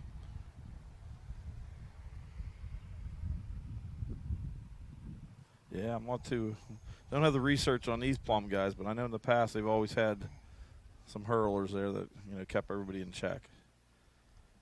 Yesterday, the kid must have done a nice job as well. Yeah, well, I talked to Vinny this morning, and as I said on our Mills Chiropractic pregame, that ball, what happened there? There was a balk, I think. Oh, it was a balk, okay. Vinny said to me, he goes, we just laid an egg. They made mistakes at the worst possible times. Hayden pitched and gave up 7 runs, none of them earned. So, I mean, that gives you an indication of the way things kind of went. The key error, drop 3rd strike, and then Hayden gave up a grand slam and, just got away from him. They were tied in the 4th inning and then just got away from him. Yeah, I happened to click on the game changer at the worst time possible. I saw a little ball going out. I forget where I was at, and I just got home and clicked it on real quick, and there it was. I was like, ooh, 7-2. Yeah, wouldn't call it great. But, they're coming back. They're battling today. Yeah, this is a key at bat right here. And who do we have up right now? We had Rupert up. Now we have... Right now, this would be Nick Kinter. All right. He's a young guy. There's going to be a run. Yeah, wild pitch. Up high and sliding in is Mason Schreckengoss. So 5-4 now, if all of our predictions are correct.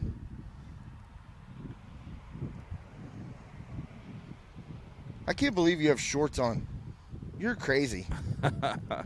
Goes with the job. Oh, dude. I'm immune to it up here. It's like this is like Florida weather right now. Up here. There's no wind. There's a little breeze, a mild breeze. There's some breeze. You're not going to be up here without some breeze. So right now at the plate would be Shearer's left-handed, isn't he? Maybe he bats righty. I know he throws left-handed. But that was his spot in the order.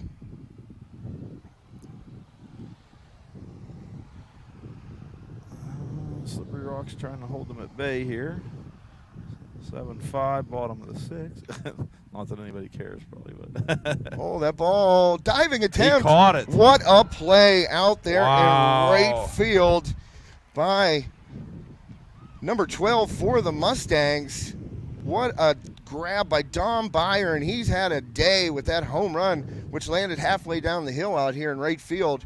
And a diving catch right there to keep this a 1-run Plum lead. Wow, what a play right there on the line. There's your Bugsy's catch of the day. Huh? Yeah. Go down there on Friday and get some fish for the catch of the day. I wonder if he puts any fish on his pizza down there. I don't know. That's a good I've question. never seen it or smelled it in there. But Yeah. I said when I was talking to him about, being a sponsor for the broadcast, I don't know how you came up, but he goes, he's in here 3 times a week for lunch. It's a nice, convenient little stop. Grab some slices. Oh, yeah. And I was saying on the broadcast earlier, and I said, Bugsy's the official broadcast partner of today's game. I said, why would you get an order of fries when you can get a pound of fries? That's right. Put a little season. I like the Oh, little yeah. season on there.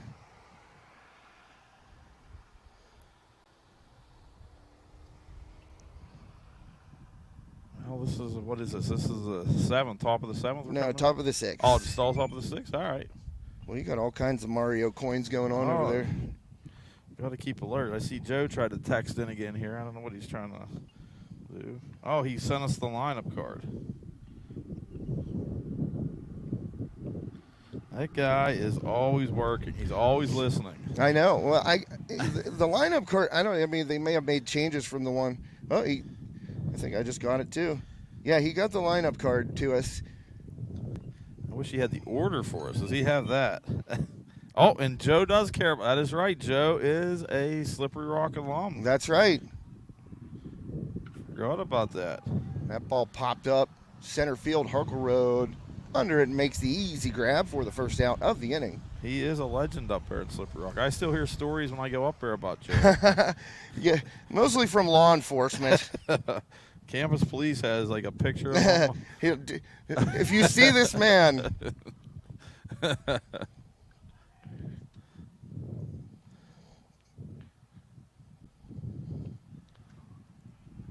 I give you guys credit. I never realized how hard it is to actually get a good gander in there. Oh, yeah. And that ball out toward right field. Gave it a good run over there in right. Rupert. Yeah. But, yeah, I mean, really, I went on this whole spiel about, how hard it is to kind of see. And, sometimes you'll get teams like when Freeport was here, they have the gold stripe on the back of their jerseys, which kind of like throws you off when you're looking at the gold number. That looked like a good pitch there. Yeah, it did. Coleman's still in there. But we're probably, 500 feet away? Maybe? Yeah. Maybe even a little further. That ball popped down That's the right trouble. field line. Rupert He caught it on the line. snagged it right on the line. Not as didn't have to get dirty like Byer did over there. But good hustle over there. Good jump, good read on it. Reacted well off the bat. So I'm trying to get word on the game changer. I texted co-athletic directors Jake Canish and Todd the Iceman Harvey. I'm trying to figure it out. I'd hate to be wrong. Nice. In the hole, nice diving stop, fire across, and that one just a bit too late. Good effort. Yeah, that was a nice effort right there. Is that one of our football players? Is that Jablonski there? I'm not sure. I think it's number 8, and there must be something going on with Game Changer because he keeps signing me. I have it on the computer right now, too, and it keeps signing me out. But I think Carson Delano. Yeah, that's Carson Delano over there. That was a nice play. Went in the hole, little backhand. Uh-oh. They're stealing again on us. Yep. And a stolen base. Nationwide Logistics stolen base. Drive with the best. If you're looking for a career in trucking, maybe you want to change jobs or look for a new opportunity, they're hiring. NationwideLogisticsInc.com. We need Dustin to come up big here. And it gets a pop foul. Prevent that hit. We don't want that, some insurance runs for them. Yeah.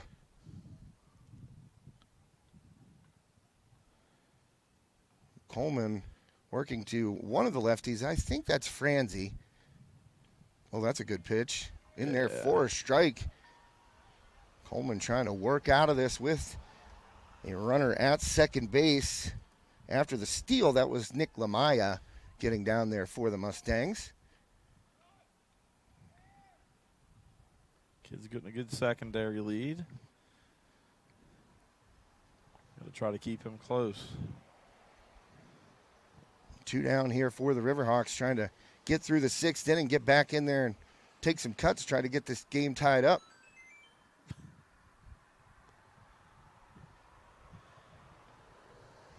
Nice ground ball to first would be nice, huh? A little low right there by Coleman. Yeah. Or a little pop-up. We'll take a pop-up. Get an easy way out of this. And Coleman delivers. Just trying to stay alive in there. That was good. That was a good good flick of the bat there, just to, for him to stay alive. Yeah, that is Sean Franzi, the center fielder for the Mustangs, in there right now. 2 strikes, 2 outs here. Coleman trying to get through this 6th inning. That ball out. Lost him. Yep, and away. Franzi draws the walk. So, couple on here. Coleman's pitch count's got to be getting up there. And here we're going to get a Nationwide Logistics mound visit. And we'll see if Coach Santelmo makes a change right now. Because I know Coleman had about 45 pitches through 3, so you friggin' double that and maybe a little bit more. Yeah, this cold weather can it can jump up on a pitcher pretty quick, or Not easy to get loose. I feel like this kind of weather, you never get fully 100% loose, you know? No. We'll see here if I can get a little sign in action on the. So Coleman staying in the game. Coach Santelmo sticking with his starter right here. I don't know how deep the Riverhawks go on the pitching. They got a lot of young guys out there. They got two pretty solid guys at the top here, 1 and 2. But I don't know below that where it goes. Looks like a ball in the dirt there. Oh, I do have some action here. Let's go on. This is going to be baseball. I've got the girls and nope, that was softball, my bad. And Coleman missing upstairs. I think this is Byer at the plate, if I'm not mistaken. Right fielder. Is that some shivering I hear from you? Oh, man, I'm telling you, dude, it's cold up here. Well,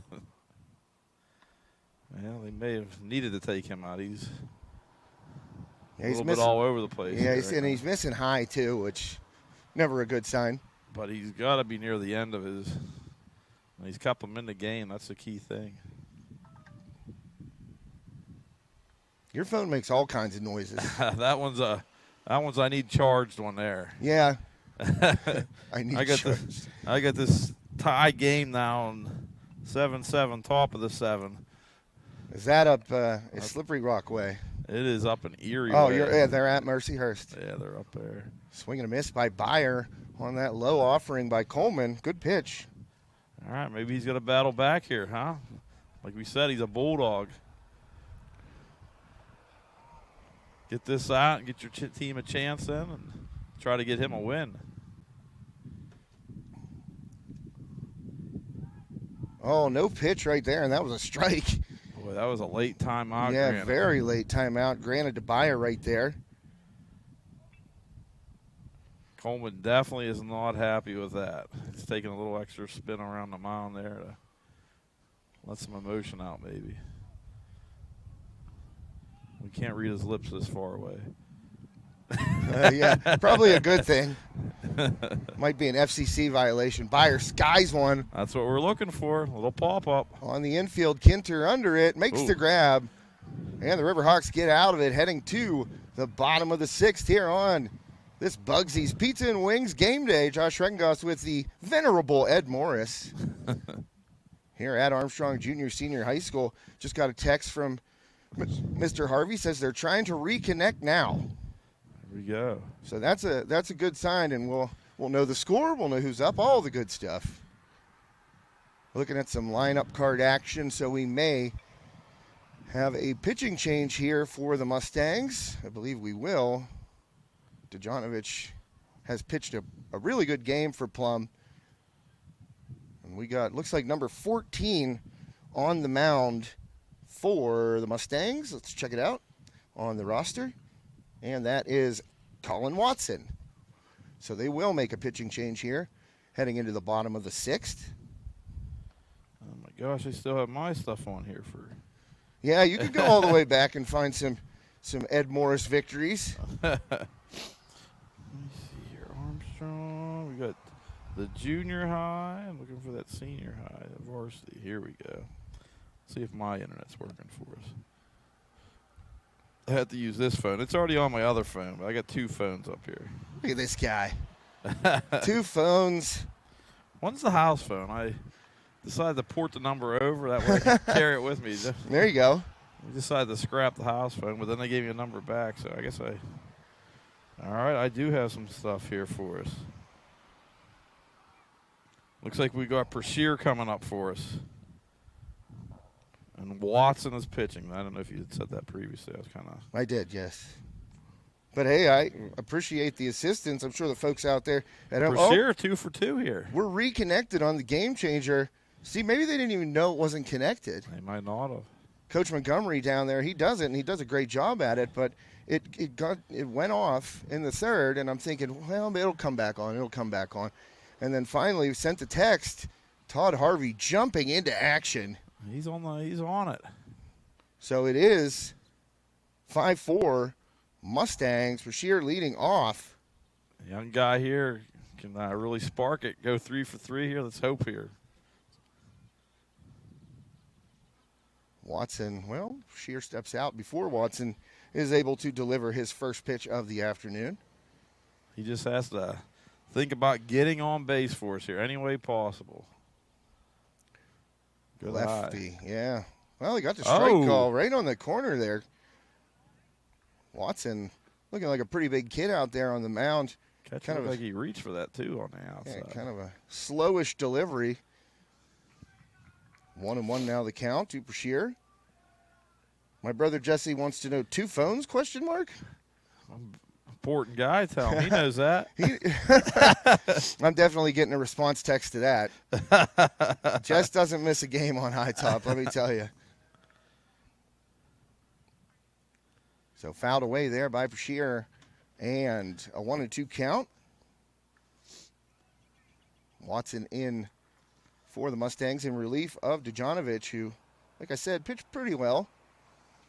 Ground ball too short. Picked, fired across, and out number 1 in the books. Go and look at the box score here. Good hustle down the line. Yeah, Dejanovic, 5 innings pitched, scattered 7 hits, 4 runs, all of them earned. A couple of walks, and 4 strikeouts for the Plum starter. And we can close the book on Coleman as well. 6 innings pitched, 6 hits, 5 runs, all of them earned.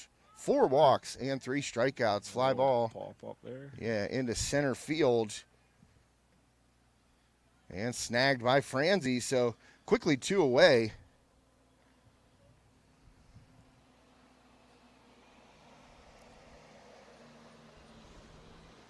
That was Galinsky popping out to Franzi in center field. Watson. Never too late here to get it started. Swing and a miss on that first delivery of this at bat. Ian Harkle. Yeah, Harkle's Harkle. got some speed. He gets that ball down on the ground here. Make his legs do some work here. Get on base and steal something. Get ourselves set up here. Get the table set for us, huh? Yeah, Watson, pretty good velocity it looks like. Well, got a good piece of that one. Deep left field, but back and underneath it for the out. And 3 up, 3 down there for the Riverhawks. Where's that breeze when we need it, huh? Well, yeah. Hey, I talked about this. You can give a really good perspective on this while we take a break on this Bugsy's Pizza and Wings game day. You can give some good perspective on this. This is a big park for a high school stadium, don't you think? It's decent. Little down right field line can be a little short, but it jets out, and yeah, you got to hit it to get it out here. The first year we were up here, there was only 1 home run, both home or either side, home or away. We only hit 1, and we didn't give up a home run the very first year up here at this park. So it was originally supposed to be smaller, like real small. And I said, we can't have that. I mean, it was supposed to be like 350 dead center. And I was like, yeah, that's like there would have been a lot more home runs if they had a 350. But I'm trying to think. I think it's 380, right around 380, maybe some change. I said 385. Yeah, that was my guess. I didn't know. I think it actually may be like 384 to be precise. You know what I mean? Something. And down the right field line, it's like 309. I think 314 to left. Not 100%, but pretty close to those dimensions. Well, it looks like my second camera there ran out of juice. I tried to charge it up. It's just not sticking very well. I grabbed the wrong wire, I think, today, and it wouldn't send out the video while it was charging. So, well, we had it for a couple innings there. We'll try and plug it back in, maybe get it up toward the end, bottom of the 7th here, try and get some juice into it. So, Apologies for that, folks. You're back on the close-up. Where the heck is the charger? Somewhere around here. The kids were talking today about a new camera system you guys had set up here. Yeah, we've done a couple of different things here recently during basketball season. And at the hockey game, we had multiple cameras going off different types of setups and stuff like that. But this one, it had no battery, and when I was charging it, it wasn't allowing me to stream out. So, like I said, we'll try and get some juice into it, hopefully before the bottom of the 7th. Hopefully Slippery Rock can get a run here. We don't want any more extra innings. Yeah. 20 innings on Sunday was enough for me. That was 20 innings, that's crazy. With that Lake Erie breeze.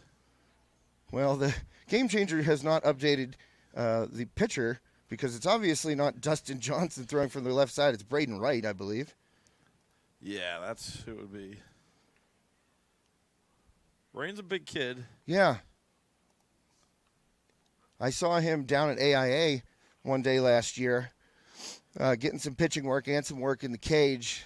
And I walked up to him and I said, "What's your name?" I think he was a freshman last year. I said, What's your name? He said, "Braden Wright." And I mean, he's actually on the commercial that we made for Armstrong Indoor Athletics. I mean, he's, like you said, he's a big kid. Sometimes it takes a little bit longer for big guys to put it all together. Yeah, that looked like a curveball that didn't do anything. Yeah, it kind of stayed up. Got to get his touch and feel here. A little cold coming in. No pitch. Another late time high call. Yeah, the umpire has been granting those. That is for sure. He's been giving up some late timeouts. That one low from Wright. At the plate right now for the Mustangs is Jack Anderson. Anderson 0 for 3 this afternoon. Swing and a miss, and he goes down. All right. Wright gets the strikeout for out number 1 here in the top of the 7th inning. It's a good way to start it off. Need 2 more of those. We'll be all happy. Oh, yeah. And Wright fires. Well, that was a foul tip caught there, wasn't it? By Galinsky, it looked like. Strike number 1. This guy's 1 for 2 on the day, this Northcutt. Mm-hmm. Swing and a miss right there by Northcutt. Wright working pretty quickly here.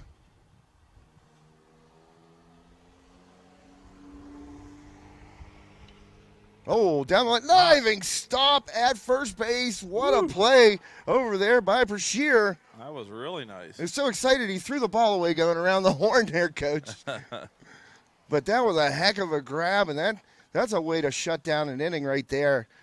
Because Plum obviously looking for some insurance here, 5-4 the score. But what a nice play. That saved a double. Oh, yeah. So just like that, that's how quickly an inning can turn, because if that gets past them, like you said, Coach, save the double. Right now, right on the cusp of trying to get out of this 7th inning. Looks like he's having problems with that breaking stuff. Yeah, it's like he's not getting over the top with it. There we go. Yeah, the fastball in there, though. That was working.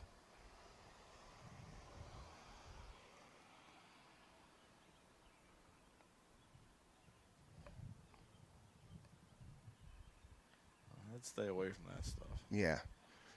That one off the plate. Ball 2-1 now. This guy's 0 for 3, huh? Yeah, just go right at him. That one misses right there by Wright. So I'd get right at him. Your best against his best. swing and a miss. Looked like he took something off that. Yeah. I don't know if that was supposed to be a changeup or.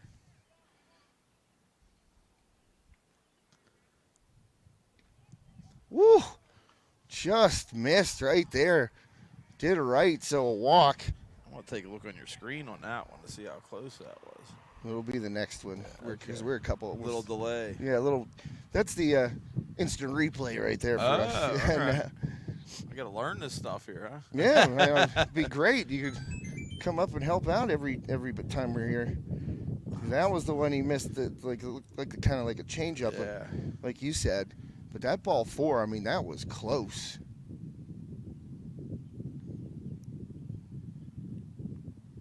Ooh, Man, just a little bit low, it looked like. that was close.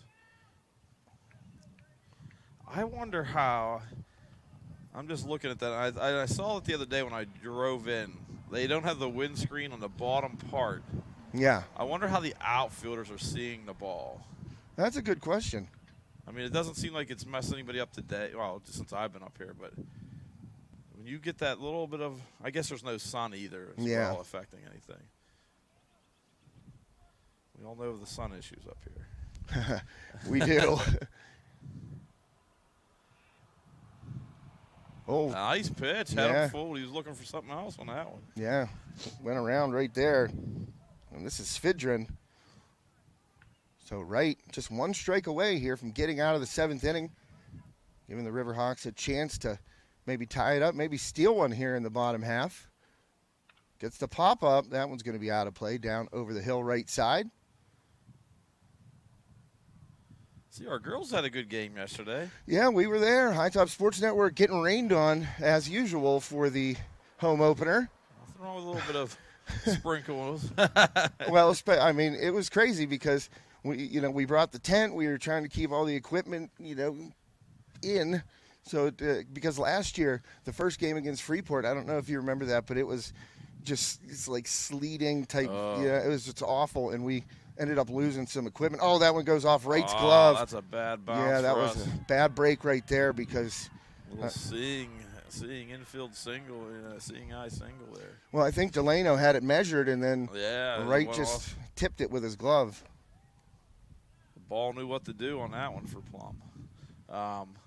Yeah, yesterday I got home, flipped on the game. They had the video stream going, and I had that on the girls' game. Took it, went and did something around the house real quick.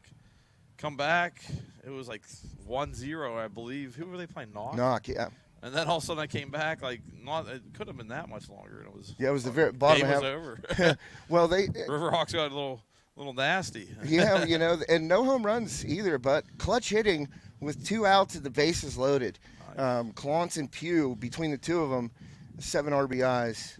Big sticks. And that's the thing. That's kind of what we were talking about on the broadcast yesterday was this team has been together. This whole nucleus has been together. They've been in such high-pressure situations so many times. There's never any nervousness or anything like that.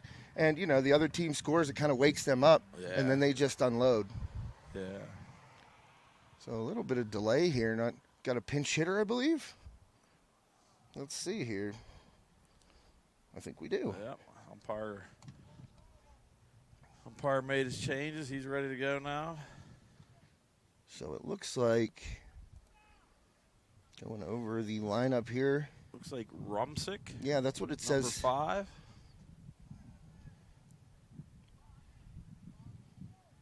He's at least with my game change. Yeah, James Rumsick.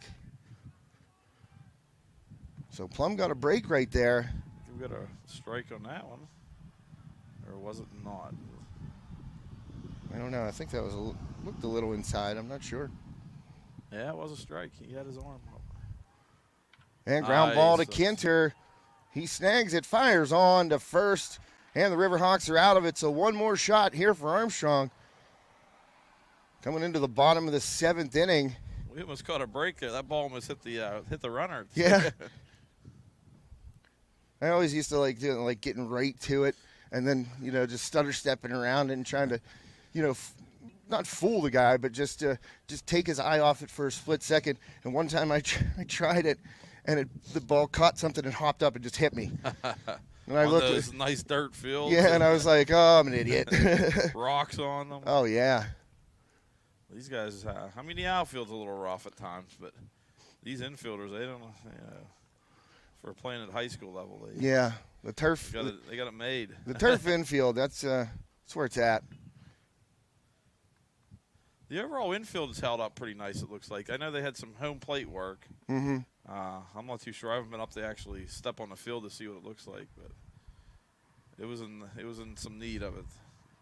The batter's boxes were getting low. Yeah. The knees were with the plate. You can quicksand in there. Well, let's see if we can't get this back up for the final inning here. Final half inning, maybe. Let's check it out. We should have Joe send us some food up here, huh? Get him to grab us some Bugsies.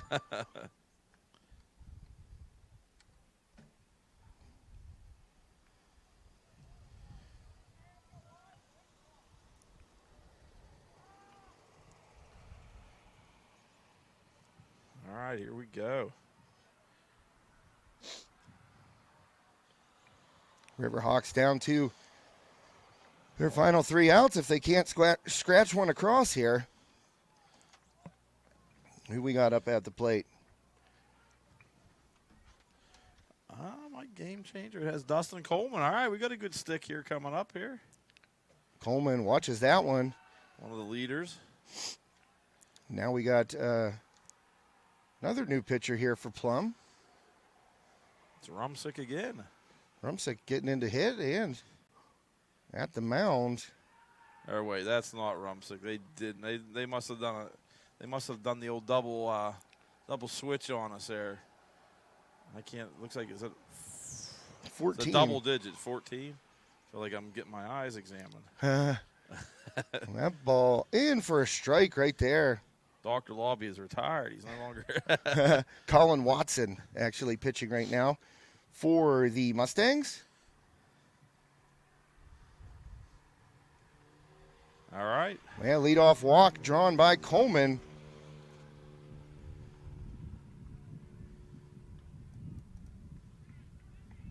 That's Coach Flanders at third. I don't see what he's got in his bag of tricks here. Coach Flanders, he definitely does have a bag of tricks. We know that.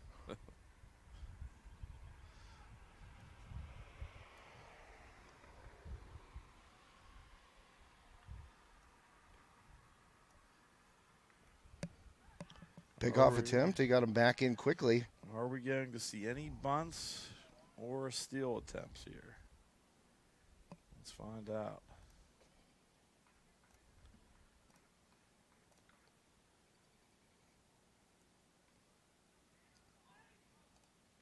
There's the bunt. Well, Watson showed it. Oh, that throw gets away all the way down the right field line and advancing to second base. Costly mistake from behind the plate. Coleman moves up 90 feet. Better than the bunt. Yeah. Now we got a shot here. Single will tie it up.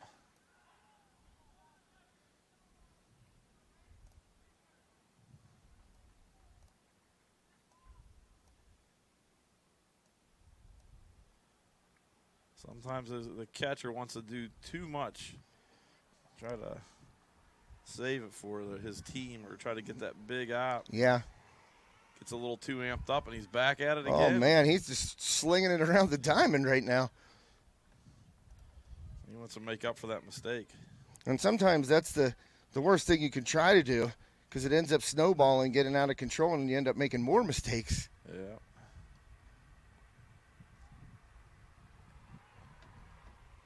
We don't mind that here at Armstrong. No. There's the bunt down first base side and running around the tag. What a play right there. Heads up, not going out of the baseline and avoiding it was Delano. Anderson came in, charged the bunt, looked at third, realized he wasn't going to get Coleman, turned, and Delano was already past him.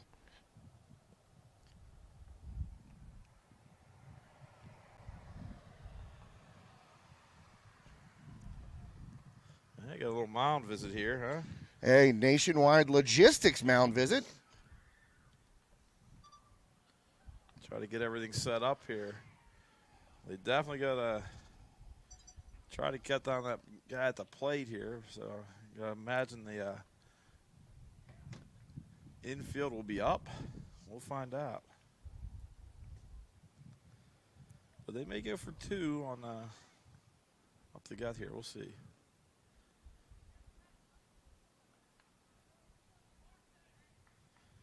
Will Armstrong counter with anything tricky here just to try to sneak the run in? Well, I don't know. The way that bunt coverage was, I might try another bunt. Maybe not a suicide, but maybe a safety. Here's safety squeeze or something. Here's the best part of my job. I get to ask you, what would you do? Well, it all depends on the hitter, which I do not know these guys well enough, but I think Schreckengoss had 2 hits yesterday. Yeah. And he's got 2 hits today, so he's definitely hitting here. if he's one of their better hitters here.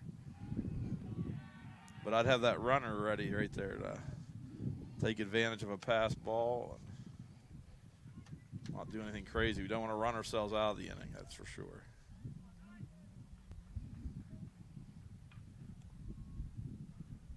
And that ball nearly got away right there.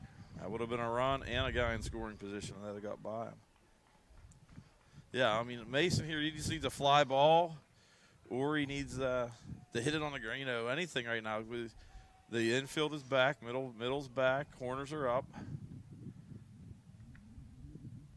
Jurors basically saying, we'll go to the tie if you hit a ground ball to them. We're going to go get a double play. Oh, Schreckengoss smokes it down the left field line. That's fair. That's going to score a tying run.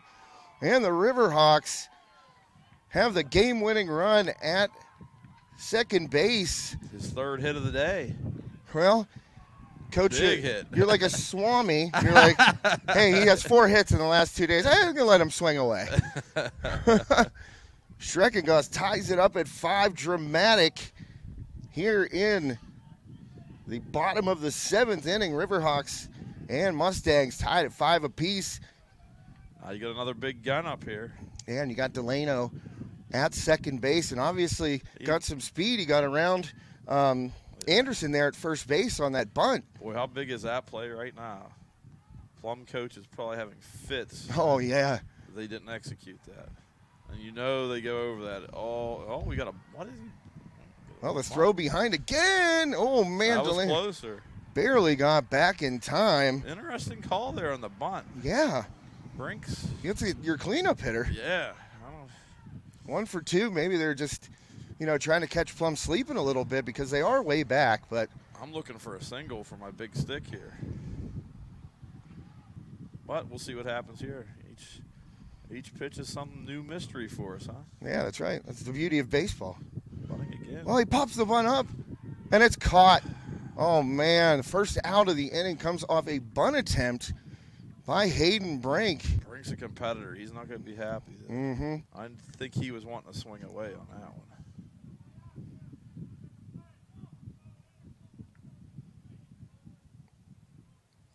So the first out of the inning is recorded. We're tied at 5 after the RBI single by Schreckengoss. That ball upstairs.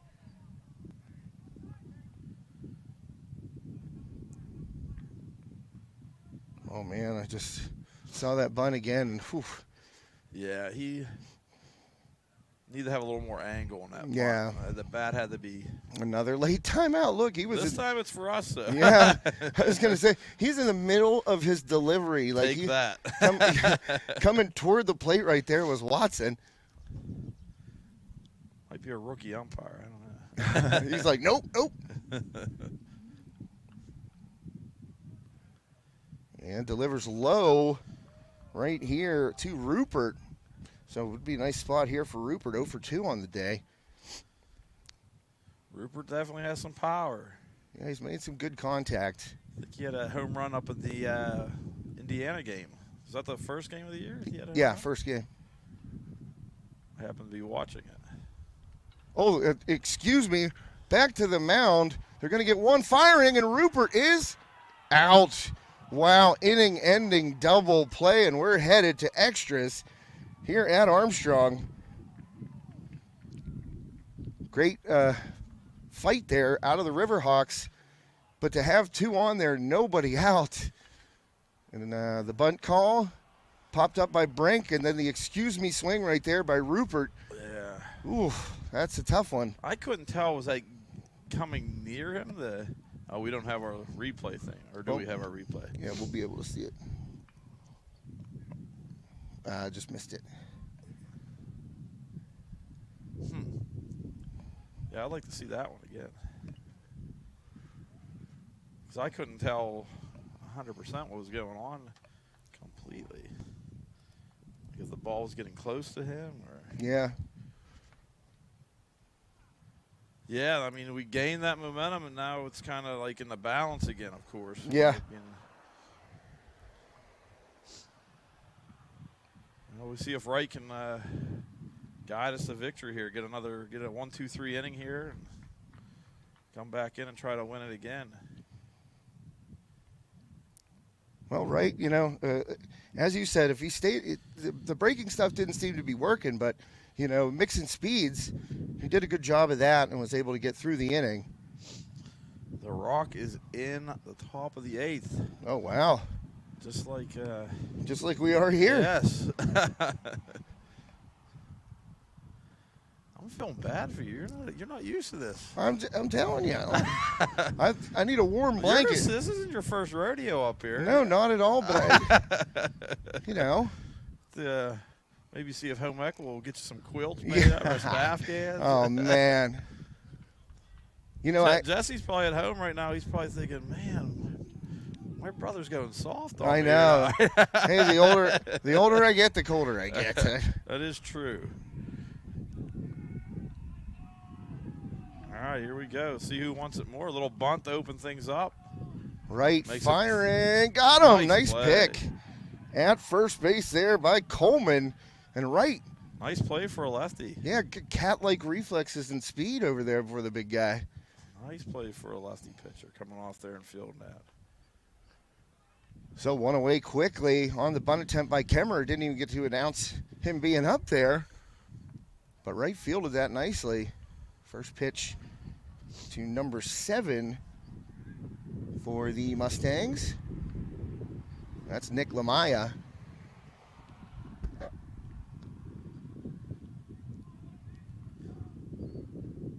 Oh, 1, just a little bit low.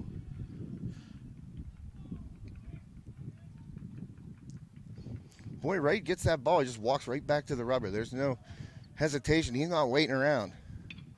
Ground ball up the middle. Base hit by Lamaya. So the Mustangs have a runner aboard here in the top of the 8th with 1 out.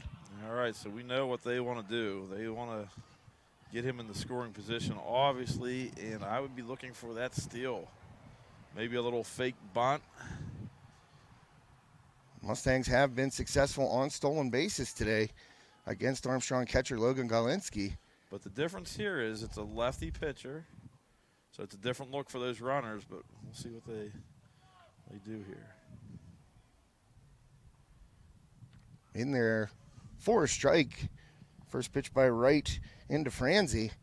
I'd say we may see it here. They may be thinking off speed. I would stick with the heater. And then if he does steal, it gives you a better chance here. There we go. That was good. Little pickoff attempt. Yeah, keeping Lamaya close over there. Coleman holding him on. Yeah, if I'm right, I stick with the heat.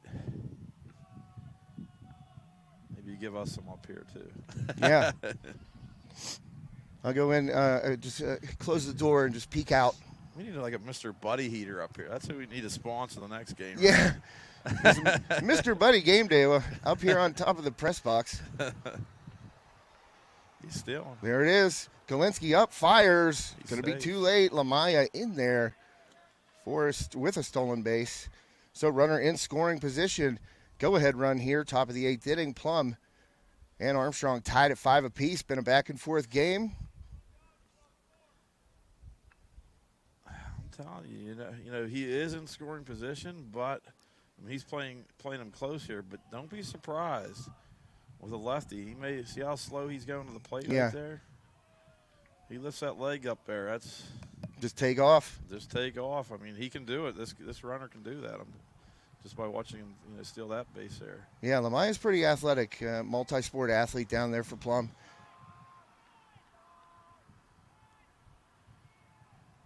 That's missing high again is Wright. At this point, you hate to say it, but maybe you just put him on. Yeah, set up the force play. Yeah, I don't know how this guy runs, but.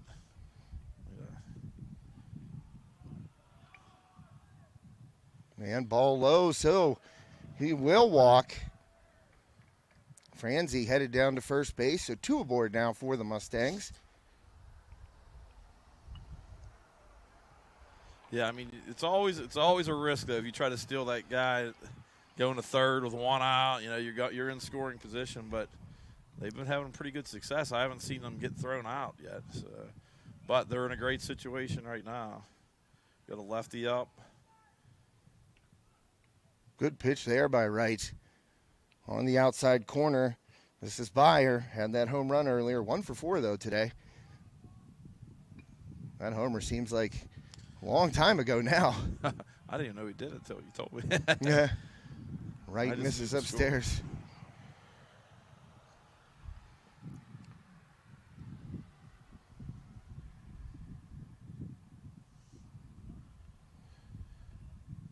We need the Riverhawks to come up with some D here. What Hey, we need is a line drive, the first step on the bag. That's what I was going to say. A line drive right at somebody with a runner hanging off.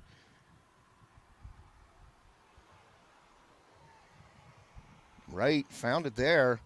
Strike 2. Good pitch there by the big lefty.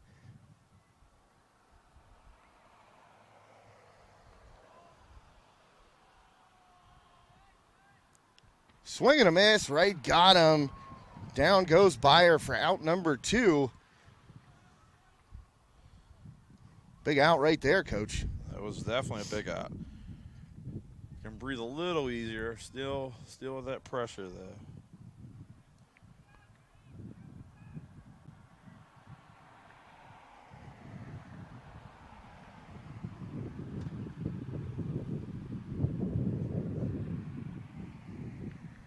So you can hear the wind in the microphone. That's what's getting to me. You know, if it was just we were just out here and it wasn't consistent, but like you said, it's not my first rodeo. I knew it was going to be windy and cloudy. Nice. Take another strike. Yeah, good pitch on the inner half right there. That's Anderson at the plate. Lamaya, the go-ahead run. Out at second. Riverhawks trying to keep him there, and they possibly will. Fly ball on the infield. Kinter calls off Delano and snags it. 3 up, or excuse me, 3rd out right there. Riverhawks coming up here in the bottom of the 8th. Key pitch by Wright. Oh, he's doing a good job. Well, I saw a text come in from Jess, so I'm sure he does think I'm going soft. Oh, yeah, he said same here. I'm getting busted on from right beside me and busted on from Worthington.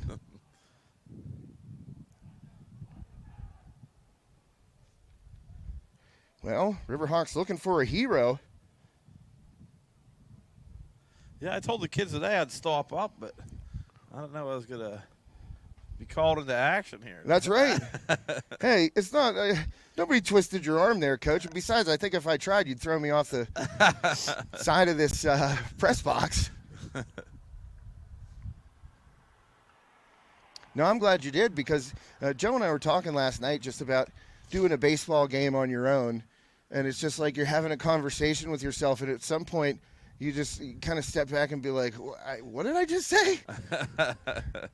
Yeah, you get a little delirious. Yeah. That's why Vin Scully was so amazing. You know, he could just go for 9 or however many innings and, you know, just have like these little anecdotes and stories. And oh, my gosh. How many years was it? 50 years? oh, yeah. Or maybe even longer. I think might it have was been 60. longer. Yeah. That is crazy. Just do games by himself, entire seasons by himself. Yeah, that's a goat. Oh, yeah, for sure. So I believe still on the hill for the Mustangs. Indeed, that is Colin Watson.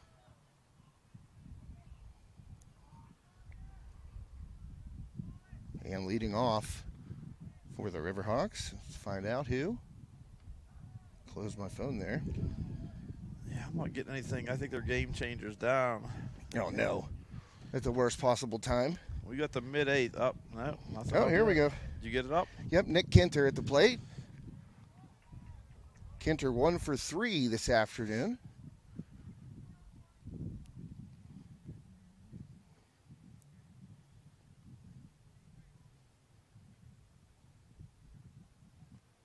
get something good here to hit. Well, swings through it, so Kinter down on strikes. Slippery Rock is up. That's good news. Took the lead. Yeah, 8-7. One out, bottom of the 8th. Oh, ripped by Wright, getting a chance to hit. Funny thing in class, that was his first at bat, correct? I think that was it now. I think it is 0 for 0 on my game changer. Mine popped up. It's weird how I it's told him in class today, I said, if you do this, you're going to go 2 for 4. He didn't get the start, so they must have been just waiting Yeah. in case he needed to pitch him or whatever. So 1 for 1. I think he'll take 1 for 1 with a win here. Oh, yeah. Let's get him a win in relief. Yeah, so he's going to be replaced by Fester using the flex rule there. Fester pinch ran for Coleman earlier in the game. Shown bunt, popped up again. Yeah, they got to get a little more angle on that bat. Yeah. They're dipping it a little bit. Easy fix there. Logan Galinsky at the plate, 0 for 3 today. Yeah, get that ball down. Give your team a chance to win. Away from it. Well, got a strike right there, so. Probably no bunt now. Yeah, got to swing that bat. If you're Galinsky right now, base hit would be. Yeah, if we could go to right field here, get him to third, that'd be a really good case. Yeah, because Fester's got some wheels. Ball in the dirt there from Watson. And that'll make the count 1-2. Yeah, this is when you want a nice slow roller to sneak through there and get to that outfielder late. Oh, got hit. All right, we'll take that. Hey, it never hurts to lean into one once in a while. He didn't actually lean into it, but he got him on the hand. Yeah, got him on the hand, and it's a break for the Riverhawks right there as that pushes Fester out to second. Possible game-winning run for the Riverhawks. Ian Harkleroad. So Harkleroad looking to possibly be the hero here, find some green. 0 for 3 this afternoon. Got one out here. Oh, this thing. Let's go, Ian, huh? Find the green and you win.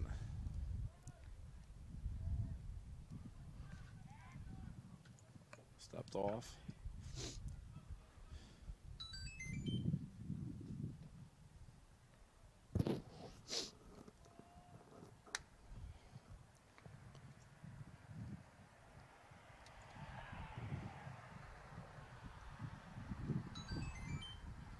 Somebody keeps texting me. I know. Better check this out. It could be our boy Joe. Maybe he's got some food on the way up for us or some hot chocolate. Definitely could use the hot chocolate.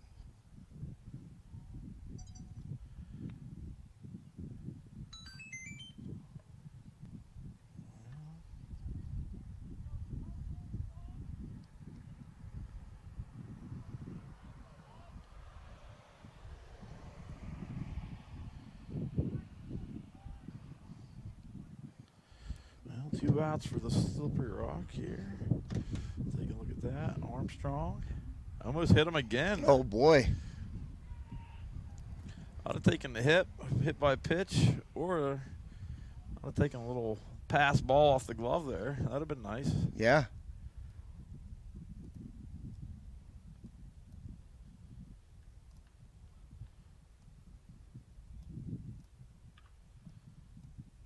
A little roller down the third base side there. All right. 1 ball, 2 strike, huh? Yes, sir. Road, this is going to be tough here. 2 strikes, got a battle, got to be tough. Watson fires. Harkleroad swings and misses.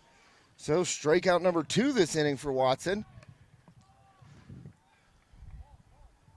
He didn't nibble either. He went right at it. No, yeah. That was the complete opposite of a nibble, that's for sure.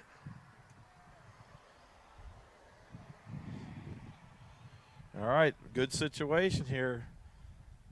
Senior up, Dustin Coleman. Just looking for that single. Oh, man. Nice play there. And that's going to send us to the 9th now. As Plum gets out of it, Riverhawks leave a couple aboard on this Bugsy's Pizza and Wings game day. Could use something hot from the kitchen right now.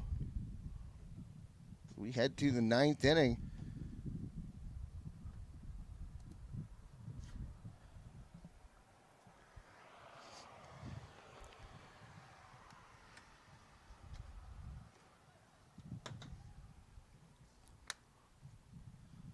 No, I might have something at home waiting for me nice and warm. That'd be all right. Yeah.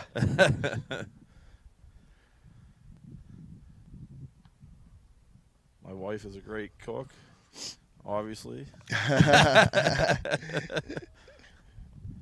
She keeps me well fed. That's right. You're a growing boy. So right in for his 3rd inning of relief here has been really good. Been able to shut the Mustangs down. Take a look at his stat line so far. 2 innings pitched, 2 hits, 2 walks, 2 strikeouts. Deuce is wild for Braden Wright. Has to come through. Big guy. He's getting that experience right now. Yeah. 10th grader.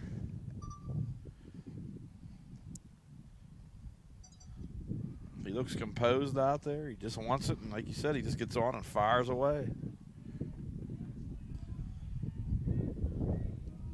This is a Norcut again here.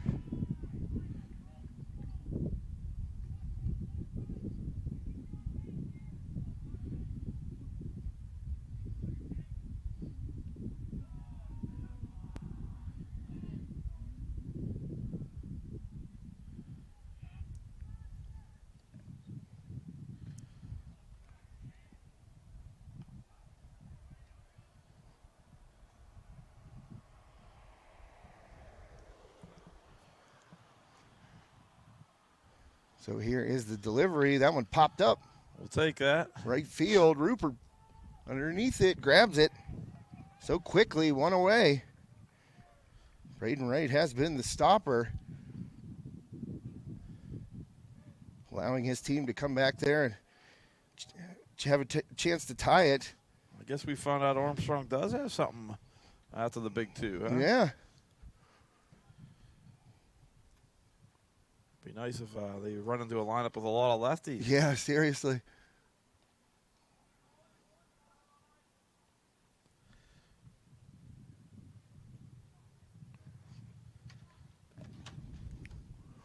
So Wright delivers. That one hit out towards center field. Herkel rode under it. And there is out number 2.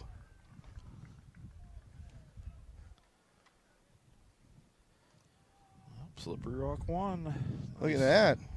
It's a good day. Hopefully Riverhawks can win. Yeah.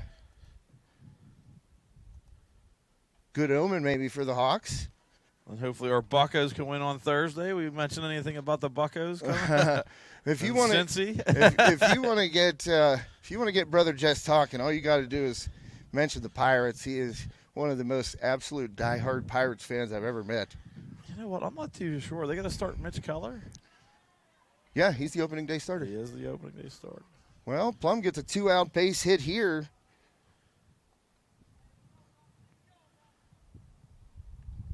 It's not good here. You know, just like the last time. I don't know which. Is this guy a guy that steals bases? Can we look that up here real quick? Or It's possible, maybe. I think this is a.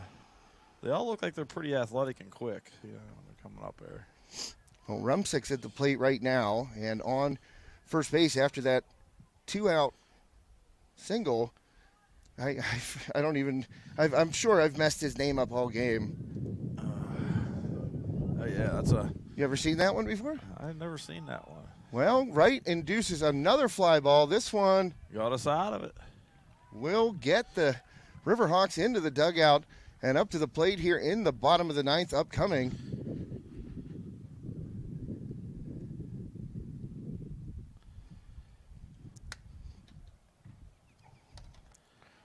That's right. Another clean inning in relief. 3 scoreless for Wright out of the bullpen to relieve Dustin Coleman.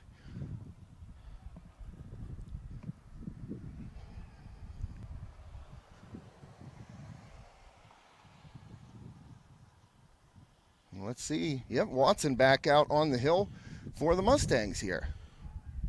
Yeah, we really haven't focused on him. He's doing an all right job Yeah, as well. for sure. Since he's on the opposing side. Not that we're biased or anything. No, never.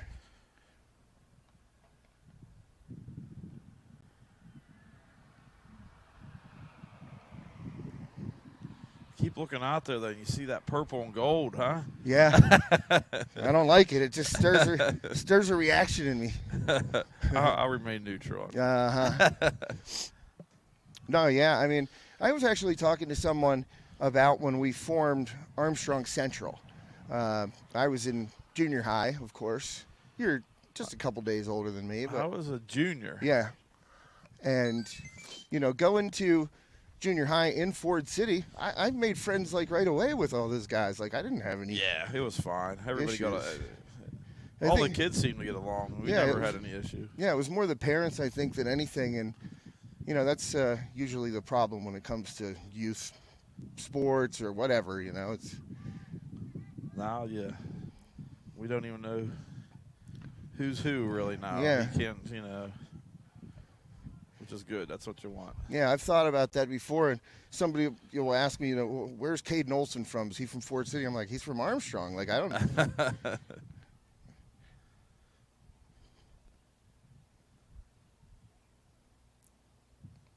All right, we need a leadoff runner here, preferably standing on third base with a triple down the line or a home run. Yeah. No runner at all would be all right. Exactly. Well, the umpire getting a couple of fresh baseballs there. It's getting a little bit harder to hit a home run out right now. This Oh, time yeah. of You really got to step into one right now. Watson fires Delano. Swing and a miss. Watson is doing He's doing all right. a really good job. We know Plum can go a little deep. This would be so big for the Riverhawks to even it up 1-1 in section. Yeah. And come back from, what was a tough game yesterday. Just the way things went wrong for them and how they kind of fell apart and ended up getting 10 runs. Well, we're playing double the innings today than they did yesterday. But, yeah, just, for the confidence factor of a lot of these young guys. Yeah, if you can get a 1-1 to start it off for the year, that'd be.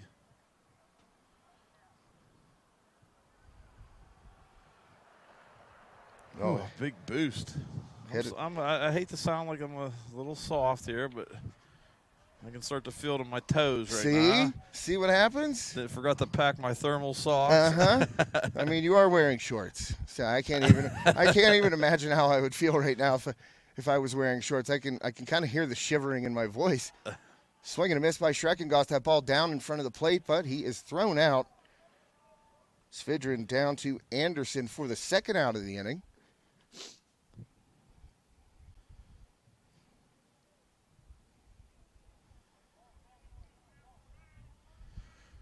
Well, the good news is we do have Brink coming up to lead off, and I'm just going to bet on he's going to be swinging away this time. Yeah, no more bunts. Yeah, he's a guy who can get that extra base hit and start things off for us. Yeah. That's what we want. Oh, wait, my bad. I just lost track of that. No, yeah, Brink's up now. He's up right now. Skied, popped up on the infield, and caught. So we are headed to the 10th Yeah, I got mixed up there for a second. Must have been the cold. I got talking about Yeah. the cold now. See, you're busting my chops. You're out here, don't even know how many outs there are.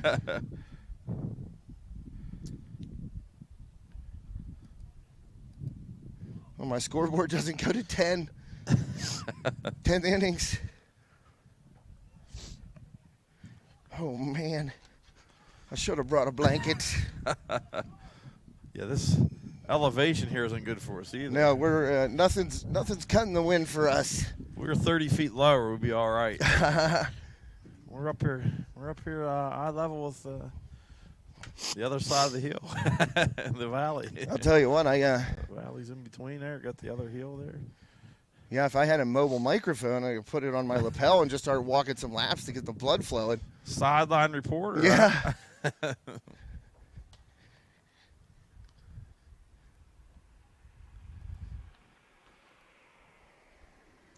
Those cars sure do look like they're going slow out there on 422. Right? I know.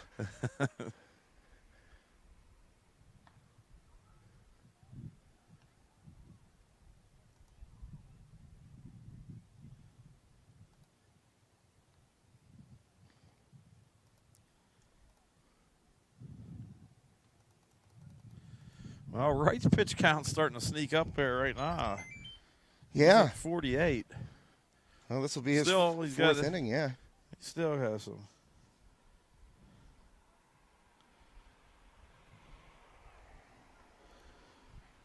How about, oh, there it goes. I was going to say, my phone right now, there's the first pitch. It's not responding as well because it is getting cold. Yeah. I'm not responding as well either.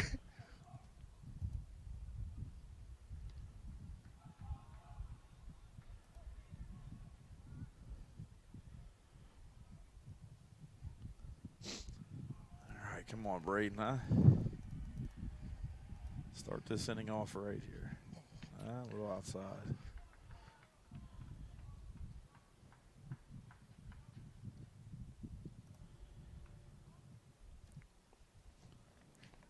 So right facing Kemmer here. That's a strike. Good pitch there by Wright.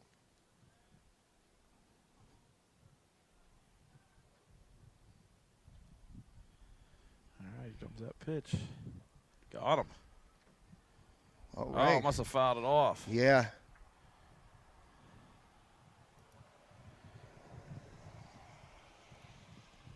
Oh, was there one strike? Or we must have thought one strike was a strike here, and it wasn't. Or a ball was a strike, it wasn't.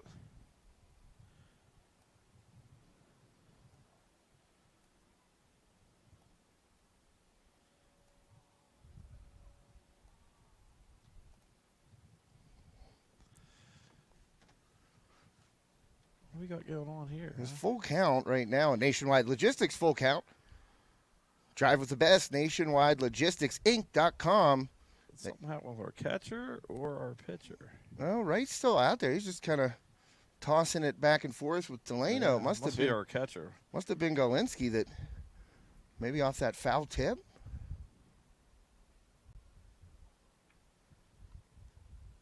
Maybe a string popped or something. Oh, yeah, it might have been the glove. Equipment issue, as they say. Yeah, look, he just kind of took his stuff off and walked over to the dugout. So it might have been the chest malfunction, huh? Yeah, it might have been the chest protector too.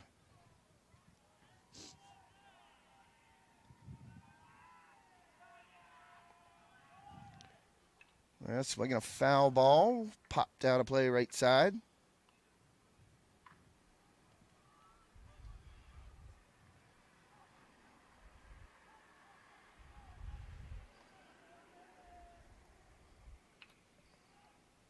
And that one down the line, also foul.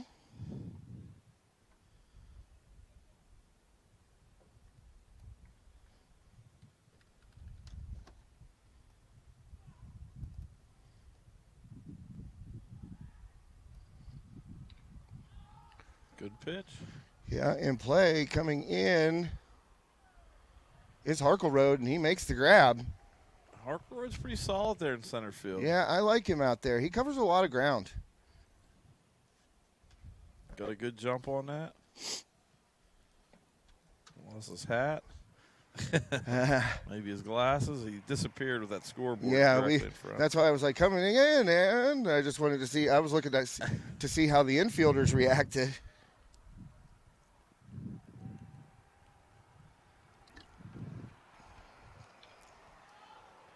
He's got to get another one, maybe. That one a lot easier that time.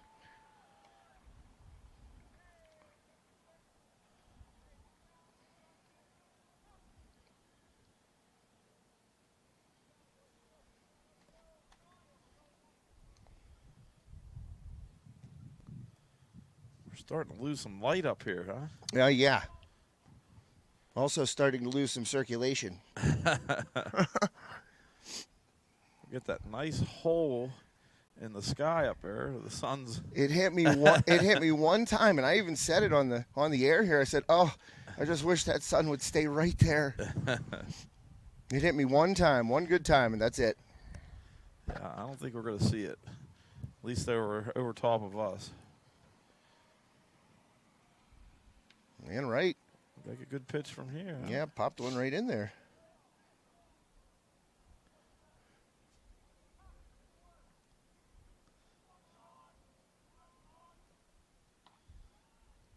Yeah, that one just missing high, it looked like. Not by much, though. Franzi at the plate. Yeah, I don't think Coach Santelmo thought Wright was going to be throwing 62 pitches. No, not at all.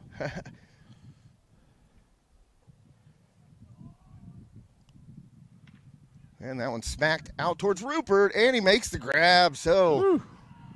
Third out recorded on a line drive out to Rupert off the bat of Franzi, and we are headed to the bottom of the 10th. Looked like he caught that one right off the top of his shoe. Yeah.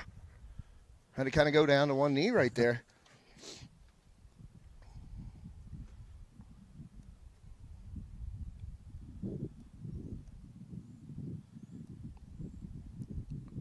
Well, we're getting to that time now. Who's going to be the hero? We need a hero here. Yeah, it's the witching hour. Let's see if somebody here for the Riverhawks can get it done in the bottom of the 10th. Who do we have coming up here right now? I got to get used to this order here. Yeah, Brink made the last out. Am I correct? Yeah, he popped up. So we got Rupert, Kinter, Ampershear coming up. Sounds like we could muster a run out of that, huh? Boy, I hope so.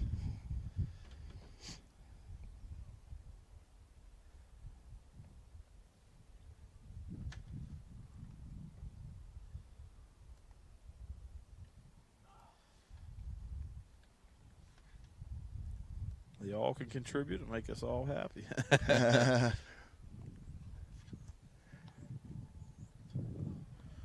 It's like a little junior high softball practice down there tonight, huh? Yeah.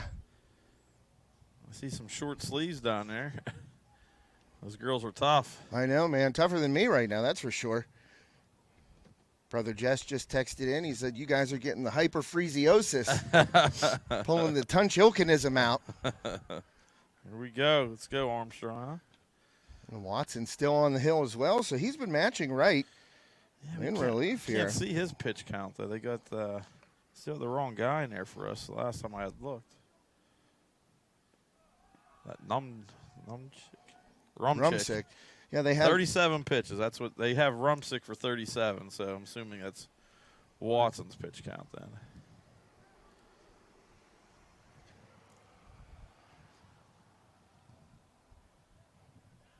Well, the good thing is they don't have any section matches or matchups, coming up.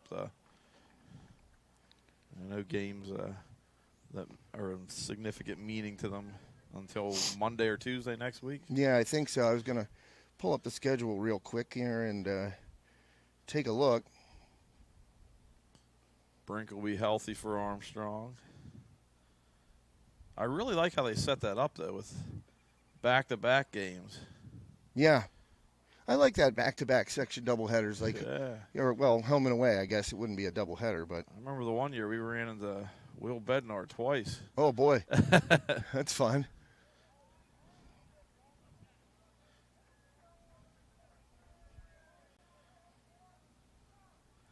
We did all right against them, though. Oh, swing and a miss right there.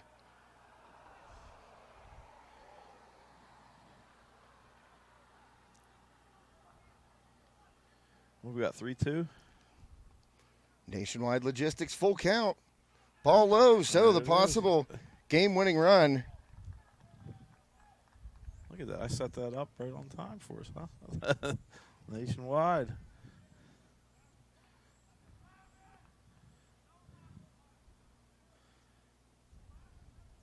I went out for lunch today, and on the way back in, I saw about 30 turkey Oh, yeah? to the right.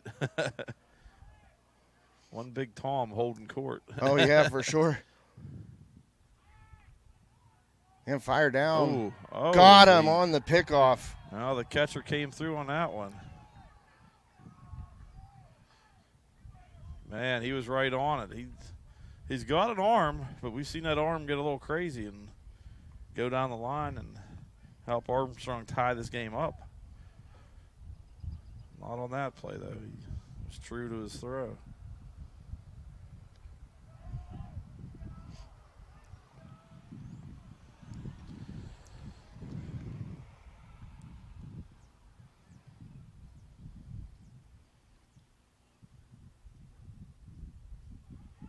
Well, swing and a miss. Oh, he tagged him out. Yeah, got him tagged.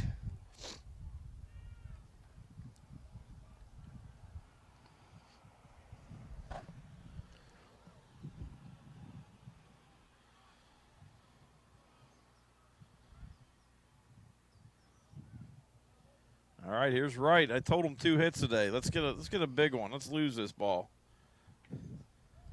He's got the power to definitely hit it over towards us here. Not up here, but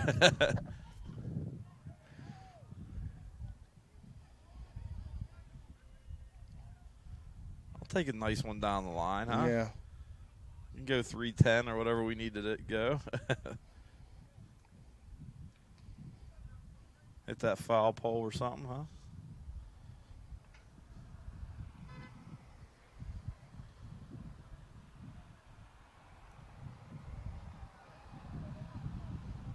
It's going to be a battle, though. 2 strikes on him.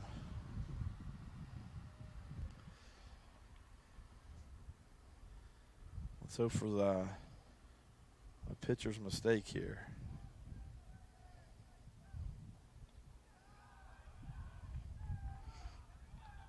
Ooh. Plum infielders thought that was a strike. Yeah.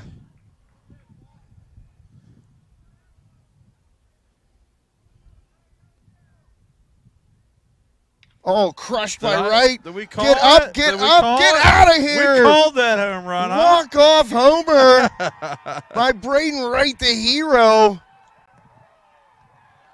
Unbelievable, coming in, shutting the door on Plum, and then ending it with a walk-off bomb. Braden Wright, the hero of the game, no doubt the Damon Chiropractic player of the game.